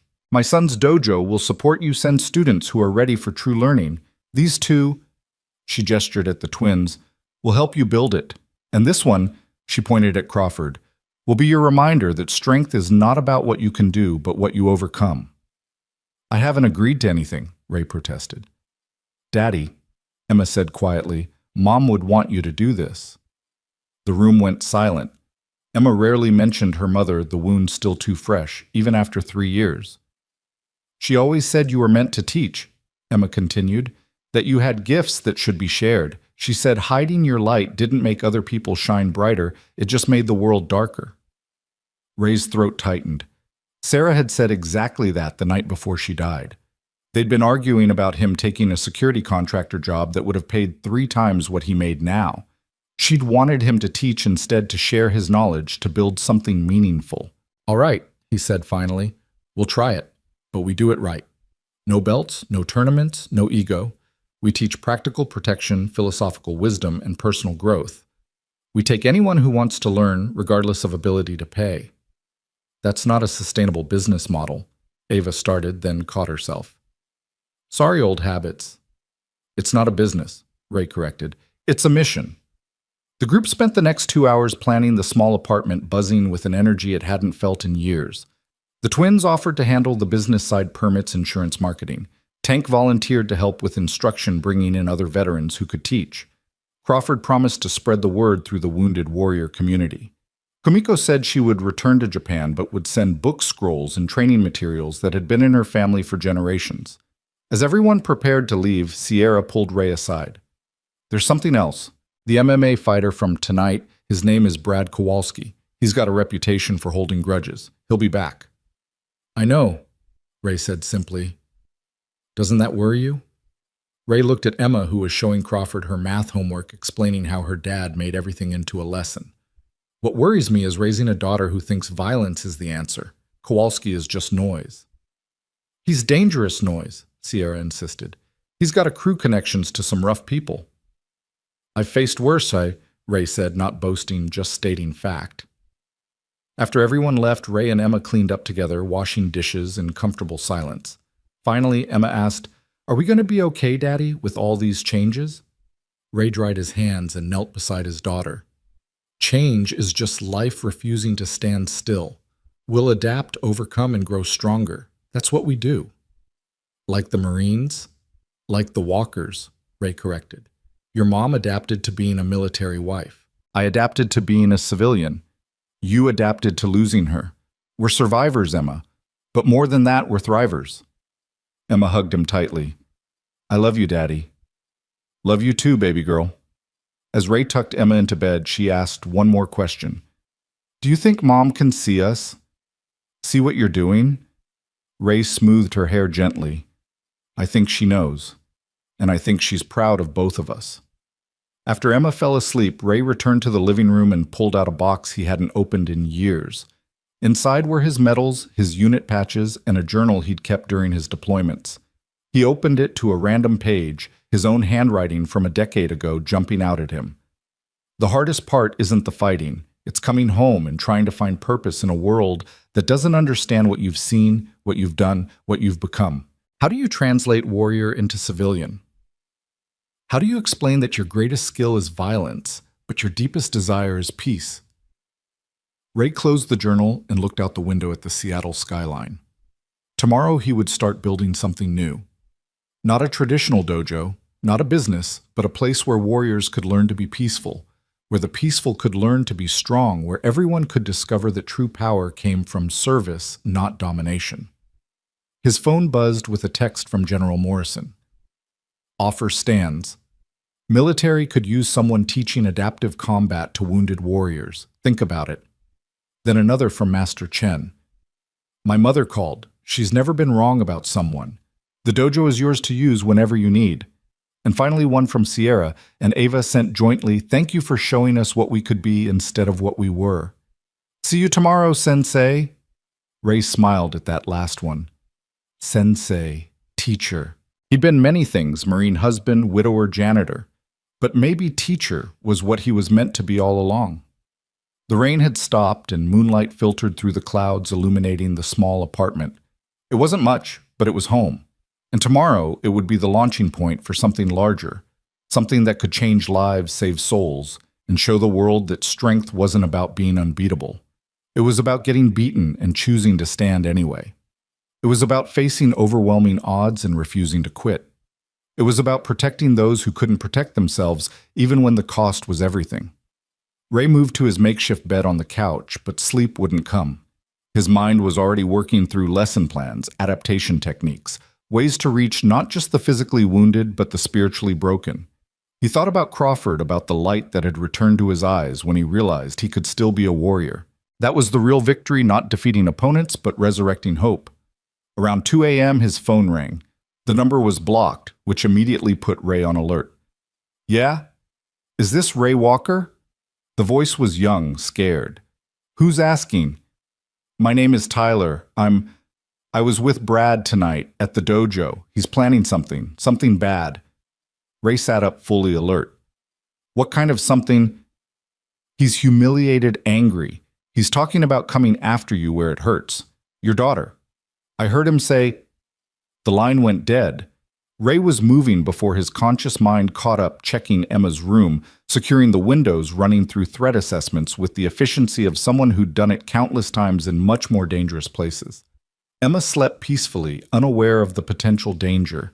Ray stood in her doorway, watching her breathe, and made a decision. Running would teach her fear. Hiding would teach her shame. But facing threats head-on, with wisdom and preparation, that would teach her courage. He sent a text to Tank, possible threat to Emma. Need backup for school tomorrow. The response was immediate. On it. Nobody touches our family. Then to the twins. Change of plans? Need to accelerate the dojo timeline. Can the space be ready in a week? Sierra responded. We'll make it happen. What's wrong? Nothing I can't handle, but I want a secure place to teach with controlled access. Understood. We'll have contractors there at dawn. Ray spent the rest of the night planning, preparing, transforming from reactive to proactive. If Kowalski wanted a war, he'd find himself facing not just the Steel Ghost, but an entire community of warriors who understood that protecting the innocent wasn't just a duty, it was a privilege. As dawn broke over Seattle, Ray stood ready. The janitor was gone. The ghost was evolving. What emerged would be something new, a teacher, a protector, a beacon for those who'd lost their way in the darkness. The phone rang again. This time it was Principal Matthews from Emma's school. Mr. Walker, I'm calling to ask if you'd consider teaching a self-defense seminar for our students. After seeing the videos, the Parent Association voted unanimously to request your help. We've had some bullying incidents, and we think your approach protection without aggression is exactly what our kids need. As soon as possible, we can pay. No payment necessary, Ray interrupted. It's service. I'll do it. After hanging up, Ray realized the universe was conspiring to push him toward his new purpose. Every phone call, every request, every person who entered his life was pointing in the same direction. Teach, protect, serve, lead. Emma woke up to find Ray making breakfast a full spread instead of their usual cereal. What's the occasion? She asked sleepily. New beginnings, Ray said, plating her eggs. Everything changes today, baby girl. You ready for an adventure? Emma grinned, fully awake now. With you always. As they ate, Ray explained the potential threat in terms Emma could understand without being terrified.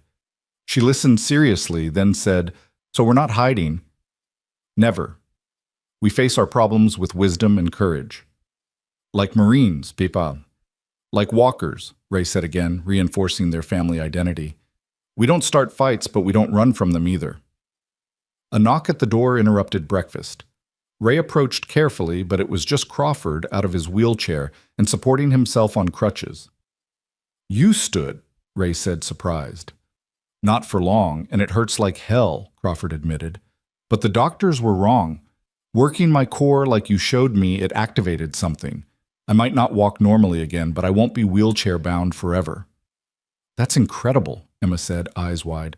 Crawford looked at Ray with tears in his eyes. "You gave me hope when I had none. Let me return the favor. I've got 20 wounded warriors ready to train, ready to learn, ready to teach others. We want to be part of whatever you're building." Ray felt something shift inside him, a wall finally crumbling completely. This wasn't just about him anymore, wasn't about hiding or staying safe. It was about community, about purpose, about showing the world that strength came in infinite forms. "Welcome to the team, Tia," Ray said, extending his hand. Crawford shook it firmly. "What do we call this new dojo?" Ray thought for a moment, then looked at Emma. "What do you think, baby girl?" Emma considered seriously, then smiled. "Phoenix Way, because it's about rising from ashes, becoming something new and better." "Phoenix Way it is," Ray agreed. As they prepared to leave for school, Ray's phone buzzed with notifications. The videos had gone beyond viral, they were becoming a movement. Real strength was trending. People were sharing stories of standing up to bullies without violence, of protecting others, of choosing service over selfishness. But among the positive messages was one that made Ray's blood chill, a photo of Emma's school sent from an unknown number with the caption, "See you soon." Ray's expression didn't change, but Emma noticed his tension. "Daddy?" "It's fine," he said calmly. "Just someone trying to scare us, but we don't scare, do we?" "Never," Emma said firmly, though her hand found his and held tight. As they walked to school, Ray noticed Tank's truck parked strategically near the entrance. 2 other vehicles with veterans he recognized were positioned at other corners. The message was clear: Emma Walker was protected. Principal Matthews met them at the entrance. "Mr. Walker, I heard about the situation. We've increased security and the police are aware." "Thank you," Ray said, then knelt beside Emma. "Remember what I taught you. Awareness, avoidance, action," Emma recited. "See danger, avoid if possible, act if necessary." "That's my girl. Tank will pick you up today, okay?" Emma nodded and headed into school with her head high, refusing to show fear. Ray watched her go, proud and terrified in equal measure. "She's tough," Matthews observed. "She's had to be," Ray replied, "but I want her to be tough by choice, not necessity." "That's why what you're doing matters," Matthews said. "Teaching kids and adults that strength is about more than fighting. When can you start the seminars?" "Tomorrow," Ray decided. "After what's happening sooner is better than later." As Ray left the school, he spotted a familiar figure across the street. Brad Kowalski, watching, waiting. Ray didn't approach, didn't engage, just met his eyes and held them until Kowalski looked away first. The message was clear. "I see you. I'm ready. Make your move." But Kowalski didn't move, not yet. He was waiting for something, planning something. Ray could feel it in the air like electricity before a storm. Ray's phone rang. It was Jennifer Martinez from Channel 7. "Mr. Walker, I know you declined an interview, but something's happened you should know about. Brad Kowalski just did a live stream claiming you're a fraud, that the videos were staged.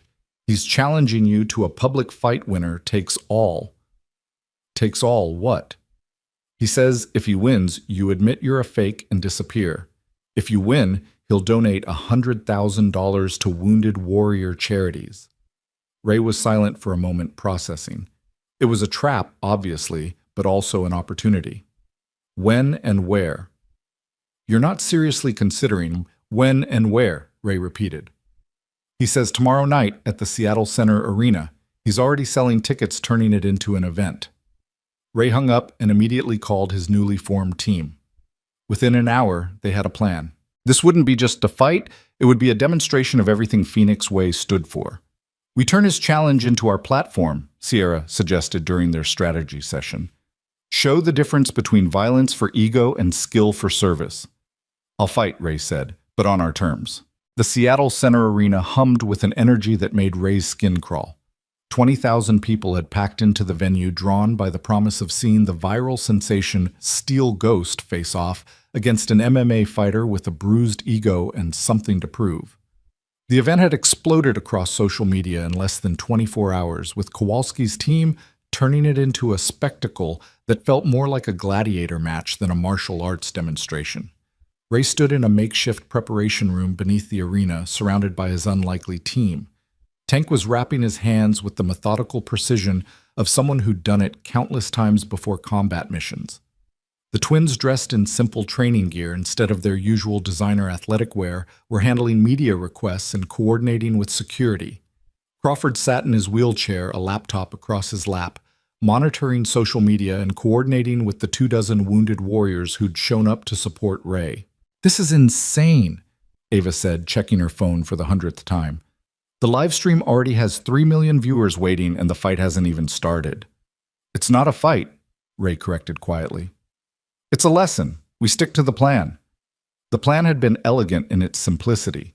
Ray would demonstrate the difference between violence and protection, between ego and service. But plans rarely survived first contact with reality, and Ray could feel something wrong in the atmosphere, like the pressure drop before a storm. Emma sat on a bench nearby, wearing a Phoenix Way t-shirt that Sierra had rush-ordered. She was trying to be brave, but Ray could see the worry in her eyes. The threats had continued throughout the day, becoming increasingly specific. Tank's team had intercepted 2 attempts to approach Emma at school, both by men claiming to be reporters but carrying no credentials. "You don't have to do this, Daddy," Emma said quietly. Ray knelt beside her, taking her small hands in his scarred ones. "Sometimes we have to stand up, not because we want to, but because walking away would let darkness win. This isn't about Kowalski. It's about showing thousands of people that strength doesn't mean destroying others." "But what if he hurts you?" "Physical hurt heals," Ray said gently.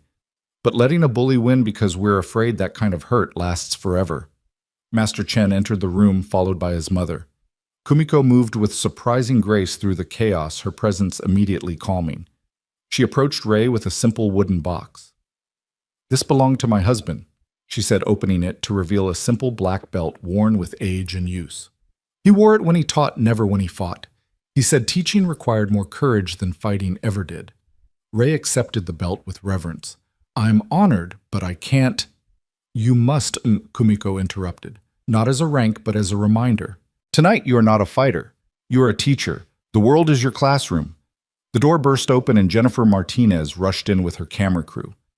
"Mr. Walker Kowalski just announced he's bringing in 2 additional fighters. He's turning this into a gauntlet match. You'll have to face all 3. The room erupted in protest, but Ray remained calm. "Let him. More opportunities to teach." "This is getting out of hand," Sierra said, her CEO instincts kicking in. "We should call this off-site breach of agreement." "No," Ray said firmly. "Running now would undo everything. Emma, what did Mom always say about bullies?" Emma straightened, reciting from memory.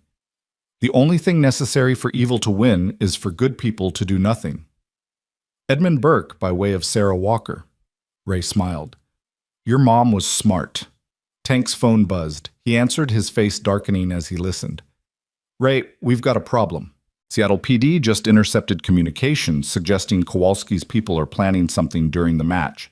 They can't specify what, but they're recommending we cancel." "If we cancel, they win without throwing a punch," Ray said. He turned to Crawford. "Can your people provide security for Emma?" "Already done," Crawford said. 6 wounded warriors, all combat veterans, all mobile despite injuries. Nobody gets near her. Ray nodded, then addressed the room. "Everyone knows their role. This isn't just about me. It's about showing the world what Phoenix Way represents. Strength through service, protection without aggression, honor in all things." The announcement system crackled to life. "Ladies and gentlemen, the exhibition begins in 5 minutes." Ray stood, and Kumiko stepped forward to tie the worn belt around his waist. "Remember," she said softly, "water defeats rock not through force, but through persistence. Be water tonight." The walk to the arena floor felt both endless and too short. The roar of the crowd was deafening, a mix of excitement and bloodlust that reminded Ray uncomfortably of ancient Rome. The cage stood in the center, a modern coliseum where violence was packaged as entertainment. Kowalski was already there, flanked by two other fighters Ray recognized from the local MMA circuit. They were putting on a show shadowboxing and playing to the crowd. Kowalski had a microphone working the audience like a carnival barker. "There he is, folks. The janitor who thinks he's a warrior, the fake ghost who's about to be exposed." Ray entered the cage without fanfare, without posturing.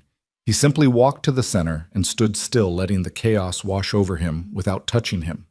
The crowd gradually quieted, unsettled by his calm. 3 against 1. Ray said, his voice somehow carrying despite speaking at normal volume. "Those odds seem about right for what you need to feel brave." The crowd oohed at the burn, but Ray wasn't playing to them. He was focused on the thousands of young people watching online, the bullied kids, the wounded warriors, the people who needed to see that strength wasn't about domination. "Here's how this works," Kowalski snarled. "You face each of us for 1 round. If you're still standing after 3 rounds, you win. When you lose, you admit you're a fraud and disappear forever. And when I win," Ray said calmly, "you donate the 100,000 to wounded warriors and attend Phoenix Way for 6 months to learn what real strength means." "Deal." Kowalski laughed. "Ring the bell." The first fighter, a stocky wrestler named Diego, charged immediately. Ray moved like smoke, never where Diego expected, never using more energy than necessary. Every time Diego lunged, Ray redirected him into the cage walls. Every takedown attempt ended with Diego on the mat, while Ray remained standing. "Fight back!" Diego roared in frustration. "I am fighting," Ray replied. "I'm fighting your ego, your anger, your need to hurt, and I'm winning without throwing a single strike." The crowd began to murmur. This wasn't what they'd expected. Where was the violence, the blood, the spectacle? Diego, exhausted and humiliated, threw a wild haymaker. Ray caught his arm, used a simple Aikido redirect, and guided Diego to the mat with surprising gentleness. Then he helped him up. "You're strong," Ray told him loud enough for everyone to hear. "But strength without control is just chaos. Want to learn control?" Diego, breathing hard, looked confused. The round ended before he could answer. The second fighter, a kickboxer named Marcus, had been watching carefully. He came in measured, technical, trying to solve the puzzle of Ray's movement. But Ray shifted styles seamlessly from Aikido to Wing Chun to Krav Maga to systems Marcus had never seen. "What are you?" Marcus asked after his 5th failed combination. "I'm a teacher," Ray replied. "And this is your lesson. Fighting systems are just languages. When you speak them all, you realize they're all saying the same thing: protect, preserve, survive." Marcus actually smiled. "Show me." For the rest of the round, Ray did exactly that. He demonstrated how Marcus's kicks could be more efficient, how his stance was wasting energy, how small adjustments could make him twice as effective. The crowd watched in growing amazement as the fight transformed into an impromptu seminar. When the round ended, Marcus bowed to Ray. "Thank you, Sensei." Kowalski was furious. "This isn't what we agreed to. You're supposed to fight." "I am fighting," Ray said loud enough for everyone to hear.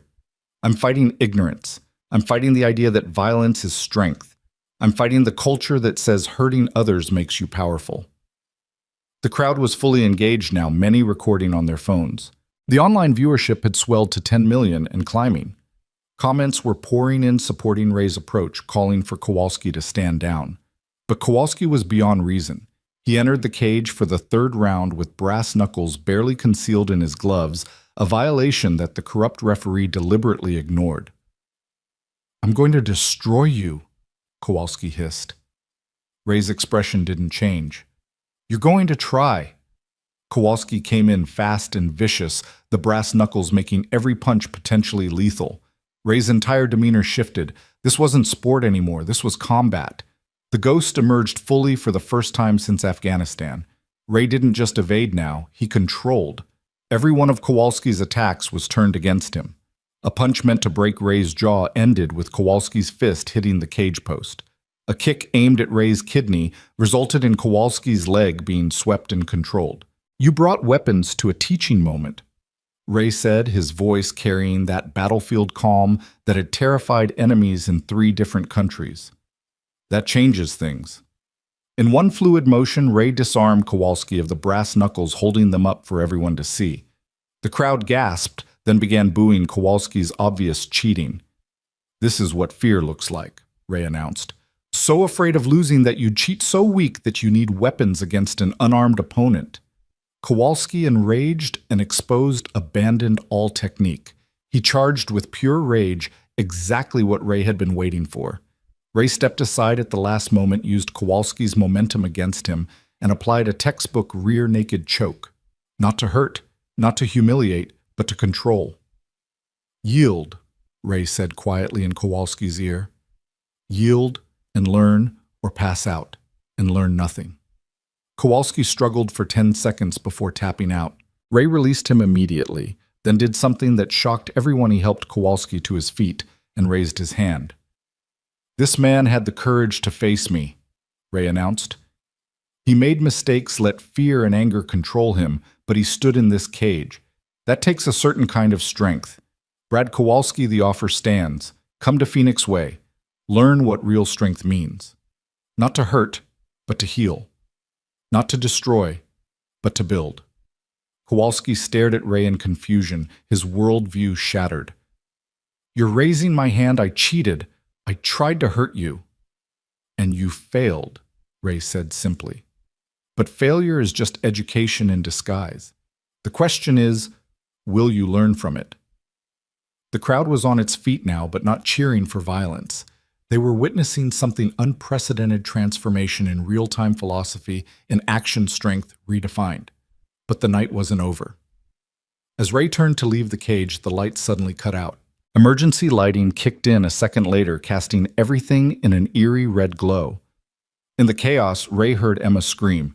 He moved faster than thought, vaulting the cage wall and sprinting toward where he'd last seen his daughter. The wounded warriors had formed a protective circle, but 3 men in masks were trying to break through. They hadn't counted on Crawford. Despite his injuries, Crawford had risen from his wheelchair and was fighting with the adapted techniques Ray had taught him. Using his crutches as weapons, his seated defensive positions, he was holding off an attacker twice his size. Ray arrived like a force of nature. The first attacker never saw him coming, a simple chokehold, and he was unconscious. The second tried to pull a knife but found his wrist broken before the blade cleared its sheath. The third, seeing his partners down, tried to run, but Tank clotheslined him into submission. "Emma?" Ray called out. "I'm okay, Daddy." Emma emerged from behind Crawford, shaken but unharmed. "Crawford protected me. He was amazing." Crawford was back in his wheelchair, breathing hard but grinning. "Adaptive combat work, Sensei. You were right. We're not limited, just different." The lights came back on to reveal the arena in chaos. Police were arresting the attackers and several of Kowalski's crew who'd been involved in the plan. Kowalski himself stood in the cage looking horrified at what his vendetta had nearly caused. Jennifer Martinez appeared with her camera crew. "Mr. Walker, can you comment on what just happened?" Ray pulled Emma close, his arm protective around her shoulders. "What happened is that strength showed itself in many forms tonight. Crawford's courage, despite his injuries. The veterans who protected my daughter. Even Mr. Kowalski's horror at what his anger nearly caused. This is what Phoenix Way is about, recognizing that we're all capable of both darkness and light. The choice is which one we feed." "Are you pressing charges?" Martinez asked. Ray looked at Kowalski, who was walking toward them. The MMA fighter looked broken, his swagger completely gone. "I'm sorry," Kowalski said, his voice thick with emotion. "I never meant. I didn't know they would. Your daughter." He dropped to his knees. "I'm so sorry." Emma surprised everyone by walking over to Kowalski. "My daddy says sorry doesn't fix things, but it starts fixing things. Do you want to start?" Kowalski looked up at the 8-year-old girl he'd inadvertently put in danger, tears streaming down his face. "Yes, God, yes, I want to start." Ray helped Kowalski to his feet. 6 months at Phoenix Way. Not as punishment, but as transformation. You've got strength, Brad. Learn to use it for something better than ego. I'll be there, Kowalski promised. Every day. The crowd was witnessing something they'd never expected: redemption in real-time forgiveness in action. The online viewership had reached 50 million, with comments pouring in from around the world. The Phoenix Way was trending globally. General Morrison appeared through the crowd in full dress uniform. Outstanding Demonstration Staff Sergeant. The Pentagon is officially interested in funding Phoenix Way as a national program for wounded warriors and at-risk youth. It's not about the money, General, Ray said. No, Morrison agreed. It's about the mission, and your mission just got a lot bigger. Over the next hour, the arena transformed from a venue for violence into something else entirely. The twins had set up tablets for people to sign up for Phoenix Way classes. Crawford was demonstrating adaptive techniques to a group of disabled veterans. Master Chen and his mother were teaching breathing exercises to children who'd been frightened by the blackout. And in the center of it all, Ray stood with Emma, watching their accidental movement take shape. Phoenix Way wasn't just a dojo anymore. It was becoming a philosophy, a community, a revolution in how people thought about strength. Daddy, Emma said quietly, I'm proud of you. Why's that, baby girl? Because you didn't hurt anyone even when they tried to hurt us. You showed them a better way. That's what heroes do, right? They don't just beat bad guys, they turn bad guys into good guys. Ray hugged his daughter tightly. You're wise beyond your years, Emma Walker. I learned from the best, she said simply. As the crowd began to disperse, people approached Ray one by one. A mother with a bullied son wanting to learn confidence without aggression. A police officer interested in de-escalation techniques. A teenage girl who'd been assaulted and wanted to feel safe again. Each story, each request, each desperate need for what Ray could teach. Sierra approached with a tablet. Ray, we've had 10,000 sign-ups in the last hour. The building we offered won't be big enough. Then we'll need multiple locations, Ray said. This isn't just about Seattle anymore. Ava nodded. We've already had inquiries from Portland, San Francisco, Los Angeles. Veterans groups, women's shelters, schools, everyone wants Phoenix Way. Ray looked at his team tank, the Warriors, the twins, Crawford, Master Chen, and his mother. 6 months ago, he'd been an invisible janitor trying to disappear. Now he was at the center of something that could change lives across the country, maybe the world. We'll need more teachers, Ray said. Already on it, Crawford said. I've got 50 wounded warriors ready to train as instructors. They want to be part of this. Kowalski approached hesitantly. I know I have no right to ask, but could I help? I mean, after I learn what you have to teach. I've got connections in the MMA world.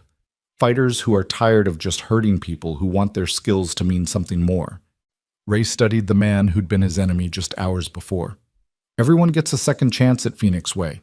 That's the rule. You show up, you work, you transform. Think you can handle that? I'll handle whatever you throw at me, Kowalski said firmly. I owe you that. I owe your daughter that. Emma tugged on Ray's shirt. Tell him about the promise.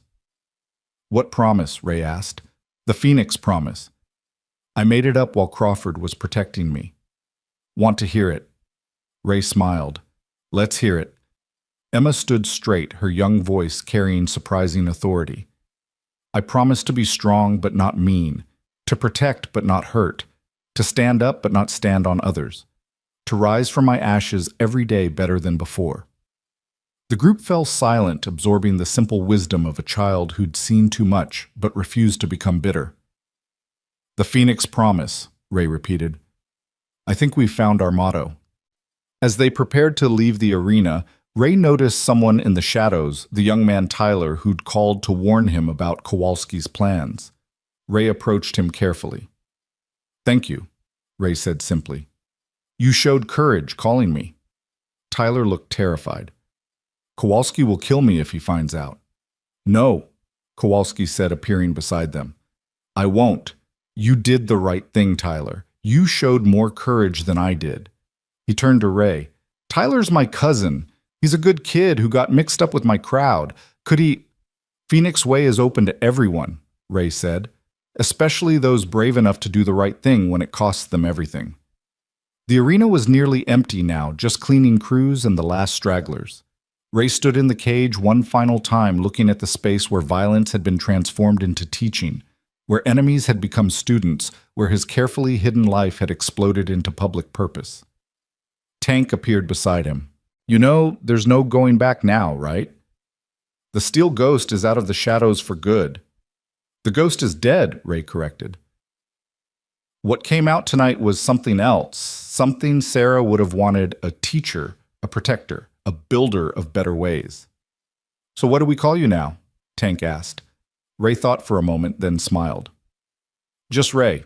Ray Walker, janitor turned teacher, father, survivor, and apparently the founder of something that's about to get much bigger than any of us expected." They left the arena together, Ray, Emma, and their unlikely family of warriors, twins, masters, and former enemies. The Seattle night was clear for once, stars visible between the buildings. Emma pointed at them excitedly. "Look, Daddy, Phoenix constellation." Ray looked where she pointed, not having the heart to tell her there was no Phoenix constellation. But then again, maybe there should be. Maybe they were creating one star by star, student by student, transformation by transformation. As they walked toward their cars, Ray's phone buzzed with a message from an unknown number. But this time, instead of threats, it was a photo, a young boy in a wheelchair wearing a homemade Phoenix Way shirt, mimicking the adaptive combat poses he'd seen Crawford demonstrate on the live stream. The caption read, "Thank you for showing my son he can still be strong." Ray showed the photo to Emma, who smiled brightly. "We're helping people, Daddy." "We are," Ray agreed, "one lesson at a time." The parking lot was full of people who'd stayed to talk, to connect, to share their stories. Veterans comparing injuries and adaptations, parents discussing how to teach their children strength without aggression, former bullies confronting their past behavior. It was messy and chaotic and beautiful humanity at its most raw and real. Crawford rolled up beside them. "Ray, I need to tell you something. Tonight when those men came for Emma, I didn't think. I just acted. For the first time since my injury, I wasn't disabled. I was able. Able to protect, able to serve, able to matter. You gave me that." "You gave yourself that," Ray corrected. "I just showed you it was possible." "That's what teachers do," Crawford said. "They show us what's possible. And tonight you showed the whole world." As they finally made it to Ray's old truck, Emma climbed into her seat and immediately fell asleep, exhausted from the night's events. Ray stood for a moment looking at his daughter, thinking about the journey that had brought them here. 3 years ago, he'd lost Sarah and thought his life was over. He'd hidden in janitor's uniforms and night shifts trying to disappear. But life, it seemed, had other plans.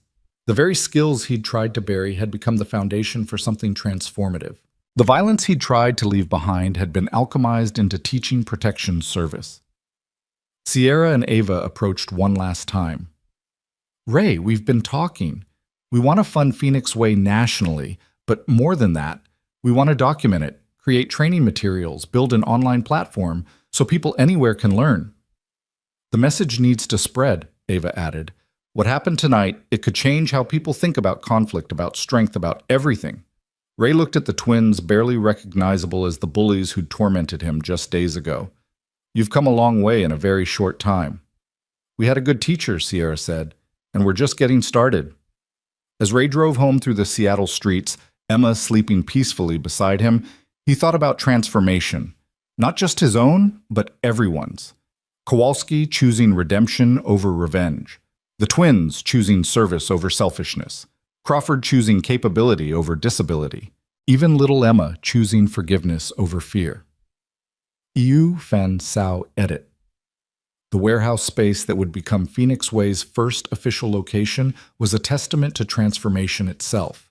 6 weeks had passed since the arena incident, and the 10,000 square feet of former industrial space had been converted into something unprecedented, part dojo, part community center, part sanctuary for those seeking to rebuild themselves. Ray stood in the center of the main training floor at 5 a.m., the early morning light filtering through windows that had been grimy and broken just weeks before, but now gleamed with purpose. Emma sat on a mat nearby, practicing the meditation breathing Ray had taught her. She'd insisted on coming early, wanting to help prepare for what they both knew would be a pivotal day. Today marked the official opening, but more importantly, it was the day Ray would face his past in a way he'd never expected. The door opened quietly, and Ray didn't need to turn to know who it was. After years of operating in hostile territory, he could identify people by their footsteps, their breathing, their presence. This particular presence carried memories of blood and sand, of missions that succeeded and ones that haunted. "Never thought I'd see the ghost teaching kids how to fall safely," said a gravelly voice that transported Ray instantly back to Kandahar.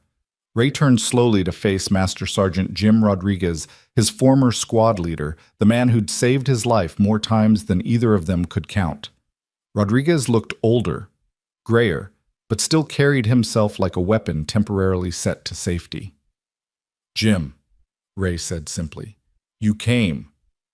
Got your message. Figured if Ray Walker was finally ready to stop hiding, least I could do was show up." Rodriguez surveyed the space with a tactical eye. "This is what you're doing with your retirement, teaching civilians to play warrior." Emma stood up, her small frame straight with indignation. "My daddy doesn't teach people to play anything. He teaches them to be strong the right way." Rodriguez's weathered face cracked into a smile. "You must be Emma. Your dad talked about you nonstop in his letters. Sarah's girl through and through, fierce and protective." At the mention of her mother, Emma's defensiveness melted slightly. "You knew my mom.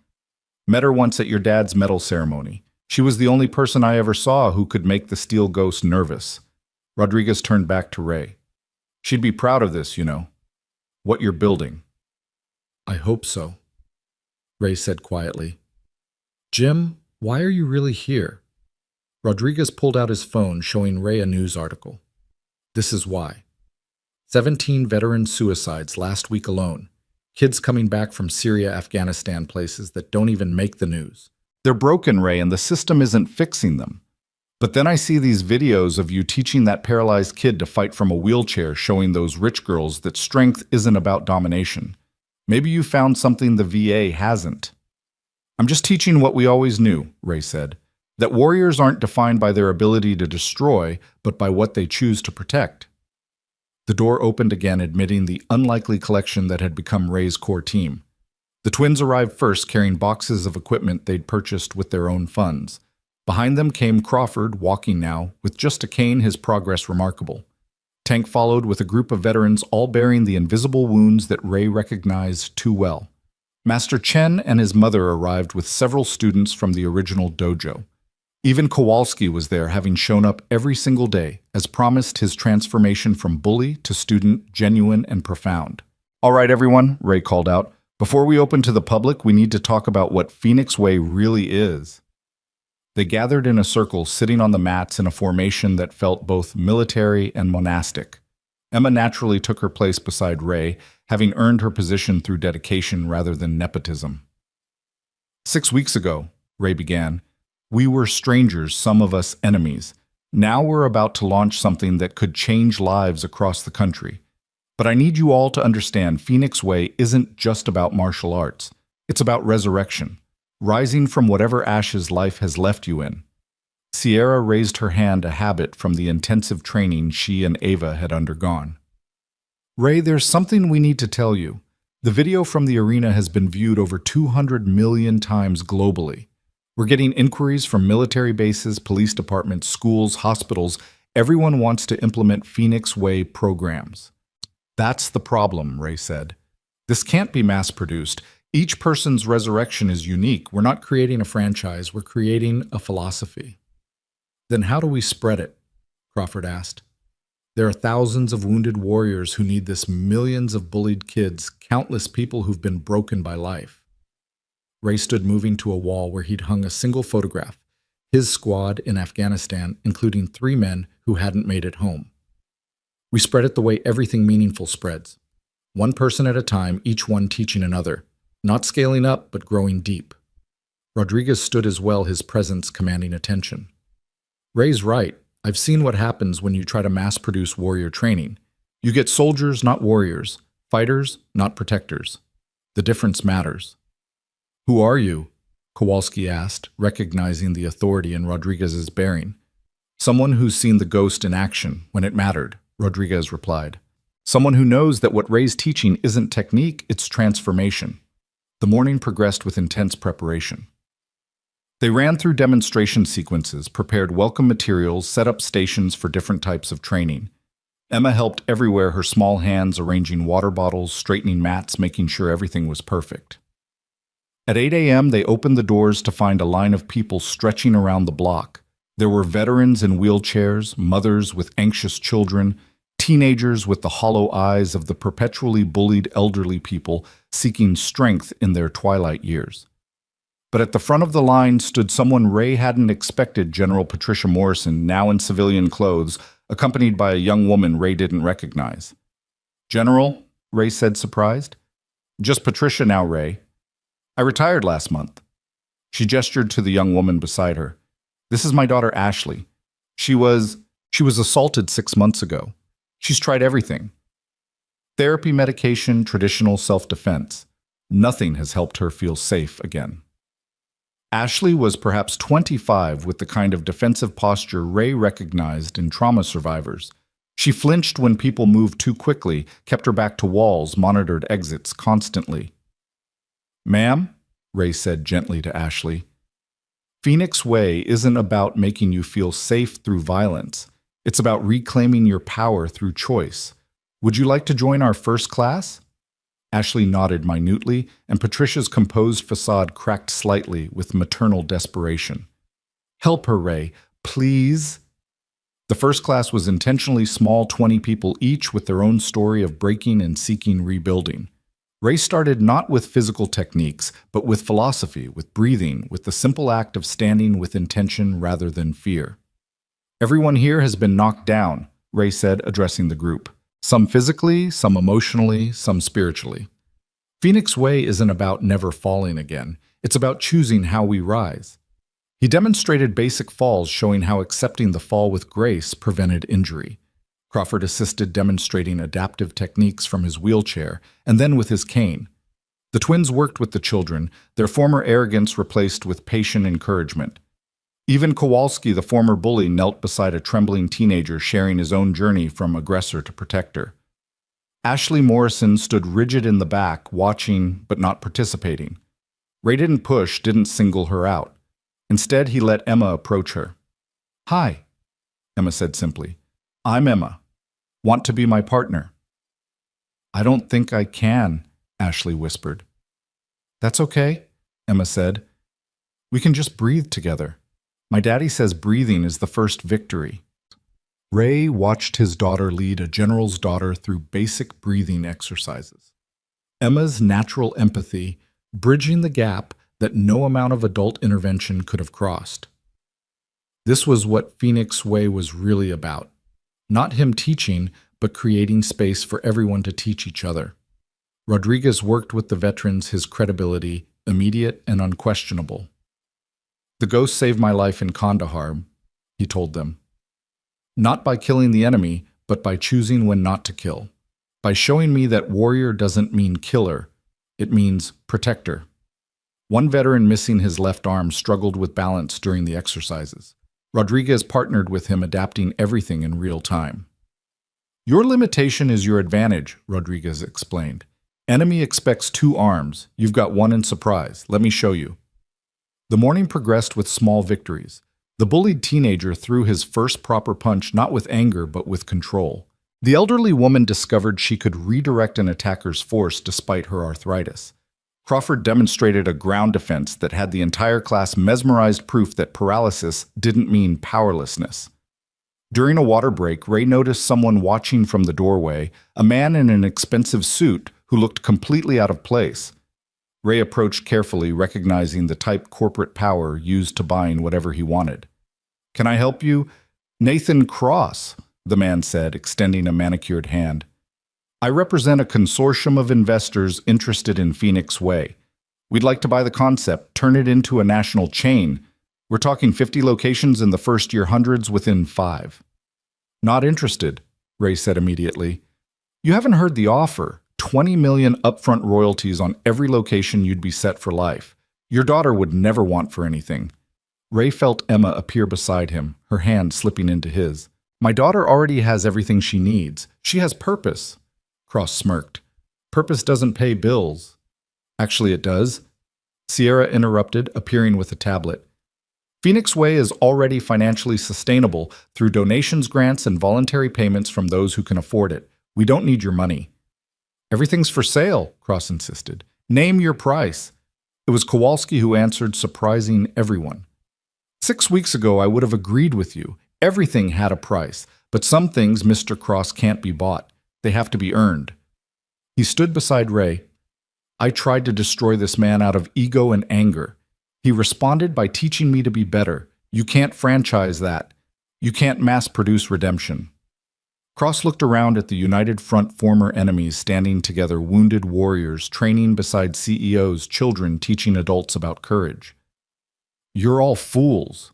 You could be rich. Oh, we already are, Emma said with 8-year-old clarity. We're rich in family. Cross left, shaking his head at their perceived stupidity. But his visit had crystallized something for Ray. Phoenix Way would face pressure to commercialize, to compromise, to become something less than pure. They needed protection, not legal, but philosophical. Gather everyone, Ray told his team. Once the full group was assembled, Ray stood in the center. Phoenix Way needs a code, not rules, but principles. Emma, tell everyone your promise. Emma stood, her voice clear and strong. I promise to be strong but not mean, to protect but not hurt, to stand up but not stand on others, to rise from my ashes every day better than before. That's our foundation, Ray said, but we need more. Each of you has learned something here. Share it. Crawford spoke first. Limitation is just unopened opportunity. The twins said together, strength serves others, not self. Kowalski added, yesterday's enemy can be tomorrow's teacher. Rodriguez contributed, warriors plant trees they'll never sit under. One by one, each person added a principle, creating a living philosophy that belonged to all of them. Master Chen's mother, Kumiko, wrote each one in beautiful calligraphy, creating a scroll that would hang in every Phoenix Way location. The afternoon brought unexpected challenges. A group of MMA fighters arrived not to challenge, but to learn. Word had spread through the fighting community that something different was happening here, something that gave their skills meaning beyond competition. We're tired of hurting people for entertainment, their leader explained. We want our abilities to matter. Ray paired them with the veterans, creating an exchange combat experience for athletic skill wisdom, for strength, purpose for power. The synthesis was remarkable, each group teaching the other. Ashley Morrison finally participated, partnering with Emma for basic defensive positions. When a loud noise made her flinch, Emma simply held her hand. It's okay to be scared, Emma said. Daddy says courage isn't not being scared. It's being scared and doing the right thing anyway. Your daughter is remarkable, Patricia told Ray, watching the interaction. She's had to be, Ray replied. But every child is remarkable when given the chance to rise. The day wore on with continuous classes, each one building on the last. The space filled with the sound of controlled movement, encouraging words, small victories celebrated like major achievements. This wasn't a traditional dojo with its hierarchies and belt systems. This was something new, a community of resurrection. As evening approached, an unexpected group arrived, the families of Ray's fallen squad members. He hadn't seen them since the memorial services had avoided them out of guilt for surviving when their loved ones hadn't. Maria Sanchez, whose husband Tony had died saving Ray's life, approached first. We heard what you're doing. Tony would be so proud. Ray's composure cracked. Maria, I'm so sorry. If I had been faster. Stop, she said firmly. Tony made his choice. He chose to protect his brother. Now you're protecting others. That's how we honor him, not by dying with him, but by living for him. The other families echoed her sentiment. They'd brought photographs of the fallen to add to Ray's wall, not a memorial to the dead, but a reminder of why the living must continue to serve. Rodriguez pulled Ray aside. You've done something I didn't think was possible. You've turned your trauma into teaching, your guilt into guidance. The ghost is truly dead. What you are now is something better. What's that? Hope, Rodriguez said simply. For every broken warrior, every bullied kid, every person who thinks they can't rise again, you're proof that they can. The day's final class was special, a combination of everyone who'd trained that day, nearly 100 people of all ages, abilities, and backgrounds. Ray stood before them, Emma at his side, his unlikely family of teachers surrounding him. "Phoenix Way isn't mine," he said. "It belongs to all of us. Every person who chooses to rise, who refuses to let their breaking be their ending, who transforms their pain into purpose, you are Phoenix Way." He began leading them through a synchronized form adapted so everyone could participate. The wheelchair-bound veterans rolled in pattern with the walking students. Children moved in harmony with grandparents. Former enemies breathed in unison. Watching from the doorway, Jennifer Martinez and her camera crew captured the moment. She'd been documenting Phoenix Way's development, creating a record not for sensationalism, but for inspiration. "This is unprecedented," she whispered to her cameraman. "It's not just martial arts, it's a movement." As the class ended, people didn't immediately leave. They lingered talking, sharing stories, making connections. The teenager who'd been bullied was exchanging phone numbers with Crawford, planning to train together. Ashley Morrison was signing up for daily classes, her mother watching with tears of relief. Sierra approached Ray with a proposal. "We've been contacted by the Department of Defense. They want to implement Phoenix Way at Walter Reed, working with wounded warriors." General Morrison pulled strings before she retired. "We'd need more instructors," Ray said. "Already handled," Tank interjected. "I've got 30 veterans ready to train as teachers. Rodriguez has another 20. Crawford's been developing an entire adaptive combat curriculum." Ray looked around at what they'd built in just 6 weeks. From a viral video of a janitor defending his dignity to a philosophy that could transform lives nationwide. But more than that, from a broken widower hiding from the world to a teacher surrounded by family he'd never expected. Emma tugged on his shirt. "Daddy, look." She pointed to the wall where the photographs hung his fallen brother's Sarah's picture, newly added images of every person who'd found resurrection at Phoenix Way. But Emma wasn't pointing at the pictures. She was pointing at the shadows they cast in the setting sun, shadows that looked remarkably like wings. "Phoenix wings," she said softly. "We all have them. We just have to choose to spread them." Kowalski approached his transformation complete. "Ray, I need to tell you something. The men who tried to grab Emma at the arena, they were my cousins, acting on my anger. I've convinced them to turn themselves in to take responsibility." "That took courage," Ray said. "You taught me that courage isn't about being tough," Kowalski replied. "It's about being honest, especially when honesty costs everything."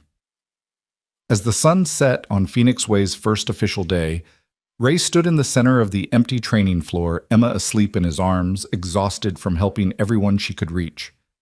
The space that had been a warehouse was now something sacred, a place where the broken came to rebuild, where enemies became allies, where strength was redefined daily. Rodriguez stood beside him. "You know, this is just the beginning, right? What you've started here, it's going to spread, whether you franchise it or not. People will carry it with them, teach it to others, adapt it to their needs." "That's the point," Ray said. "Phoenix Way isn't a business or even a school. It's an idea that everyone deserves resurrection, that strength should protect rather than dominate, that our breaks don't define us, but our rising does." "Sarah would be so proud," Rodriguez said softly. Ray looked at his daughter's sleeping face, so much like her mother's. "She saw this before I did. She knew I was meant to teach to build rather than break. It just took me getting broken myself to understand." The twins approached with news. "Ray, the video from today has already gone viral. #Phoenix Rising is trending worldwide. We're getting messages from people in 40 countries wanting to start Phoenix Way programs." "Then we teach teachers," Ray decided. "Not mass production, but careful cultivation. Each teacher must embody the philosophy, not just the techniques." Master Chen and his mother joined them. "My contacts in Japan want to send students here," Chen said. "They see Phoenix Way as the evolution of traditional martial arts, keeping the wisdom while adapting to modern needs." Kumiko added, "The old ways were about victory through superior force. Your way is about victory through superior wisdom. This is what the world needs now." As everyone finally departed, Ray remained with Emma, standing in their creation. The janitor who'd mopped these floors in shame now stood as a teacher, a leader, a symbol of resurrection. But more importantly, he stood as a father who'd shown his daughter that strength wasn't about never falling, it was about how you chose to rise. Emma stirred in his arms. Daddy. Yeah, baby girl. Are we heroes now? Ray considered the question. No, sweetheart. Heroes are perfect, untouchable above everyone else. We're something better. What's that? We're human. Broken and rebuilt, fallen and risen. We're proof that anyone can transform, that everyone deserves redemption, that strength isn't about being unbeatable, it's about being unbreakable in spirit, even when your body or heart breaks. Emma smiled sleepily. I like that better than heroes. As they prepared to leave, Ray took one last look around Phoenix Way. Tomorrow would bring new challenges, new students, new opportunities to teach and learn. The movement would grow, spread, evolve. There would be resistance from those who profited from the old definitions of strength. There would be failures, setbacks, moments of doubt. But there would also be transformations. Veterans finding purpose beyond war. Children learning to stand tall without standing on others. Bullies becoming protectors. Victims becoming victors. Each person who walked through these doors would carry the possibility of resurrection. Ray's phone buzzed with a message from an unknown number. He expected another threat, another challenge. Instead, it was a photo from Afghanistan children playing in a schoolyard he'd helped protect, with a message in broken English. We remember the ghost who protected us. We teach our children his way strength that protects, never destroys. He showed the message to Emma, who was now fully awake. You saved those kids. We saved them, Ray corrected. My squad, the interpreters, everyone who chose protection over destruction. That's what warriors do. They make the world safer for those who can't protect themselves. And now you're teaching others to be warriors. I'm teaching them to be something better than warriors, Ray said. I'm teaching them to be protectors, healers, builders. Warriors are sometimes necessary, but protectors are always needed. They walked out into the Seattle night, the city lights twinkling like ground-level stars. Behind them, Phoenix Way stood ready for tomorrow's resurrections. The building itself had been transformed from a place of industry to a place of renewal, its very walls infused with the stories of those who'd already begun their rising. Daddy, Emma said as they reached their truck, I want to teach too, not fighting, but the breathing, the falling, the rising, the things that help people feel safe. You already are teaching, Ray told her. Every time you show kindness to someone who's struggling, every time you demonstrate courage despite fear, every time you choose forgiveness over anger, you're teaching the most important parts of Phoenix Way.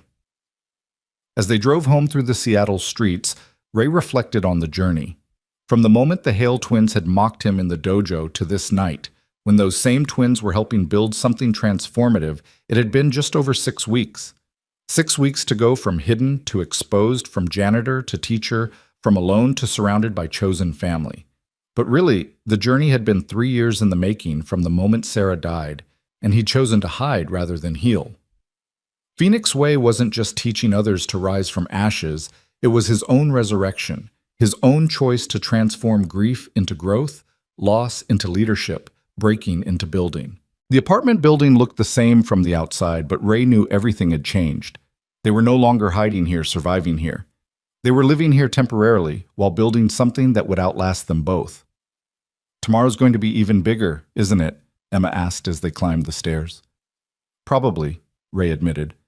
Are you ready for that? Emma considered the question with the seriousness it deserved. I think so. As long as we're together, as long as we remember Mom, as long as we keep helping people, I'm ready for anything. Ray unlocked their door, entering the small apartment that had been their refuge and was now just their launching pad. On the refrigerator, Emma had taped a photo from today, the entire Phoenix Way family standing together. Former enemies, arm in arm, wounded warriors standing tall, children and elders united in purpose. Below it, she'd written in her careful handwriting, Day 1 of Forever. Ray smiled at his daughter's optimism, but also recognized its truth. Phoenix Way wasn't a temporary program or a trending movement. It was a philosophy that would outlive them all, spreading from person to person, adapting to each need while maintaining its core truth, that strength should protect, not destroy, that everyone deserves resurrection, that our breaks are just opportunities to rebuild stronger. As he tucked Emma into bed for the second time that night, she asked one final question. Daddy, do you think Mom sent all these people to us? The twins Crawford. Everyone. Ray kissed her forehead. I think Mom would say we sent ourselves to each other, that when people are ready to rise, they find their phoenixes. Are you my phoenix, Daddy? No, baby girl, you're mine. You're the reason I rose. You're the fire that brought me back to life. Emma smiled, settling into sleep. Then we're each other's phoenixes. That's even better. Ray sat beside her bed until she fell asleep, then returned to the living room where he found an envelope that had been slipped under the door. Inside was a check for $1 million and a note, "From those whose children you saved in Kandahar. We've been watching, waiting for the ghost to become what he was meant to be. This is our investment in Phoenix Way. Teach the world what you taught us, that protection is the highest form of strength. The grateful parents." Ray stared at the check. Understanding that Phoenix Way had already grown beyond his control, beyond his comprehension. It belonged to everyone who'd been broken and chose to rise, everyone who'd been weak and chose to become strong the right way, everyone who understood that true power came from lifting others up, not knocking them down. Tomorrow would bring new challenges, new students, new opportunities to spread the Phoenix philosophy. The warehouse would fill again with seekers and students with the broken seeking rebuilding. And Ray would be there not as the steel ghost or even as a hero, but as something more important, a teacher, a father, a man who'd learned that the greatest strength was admitting your weakness and choosing to rise anyway.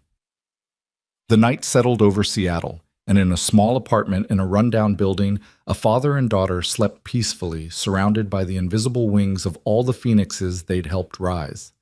Tomorrow there would be more, and the day after that even more. The resurrection had begun, and there was no stopping it now.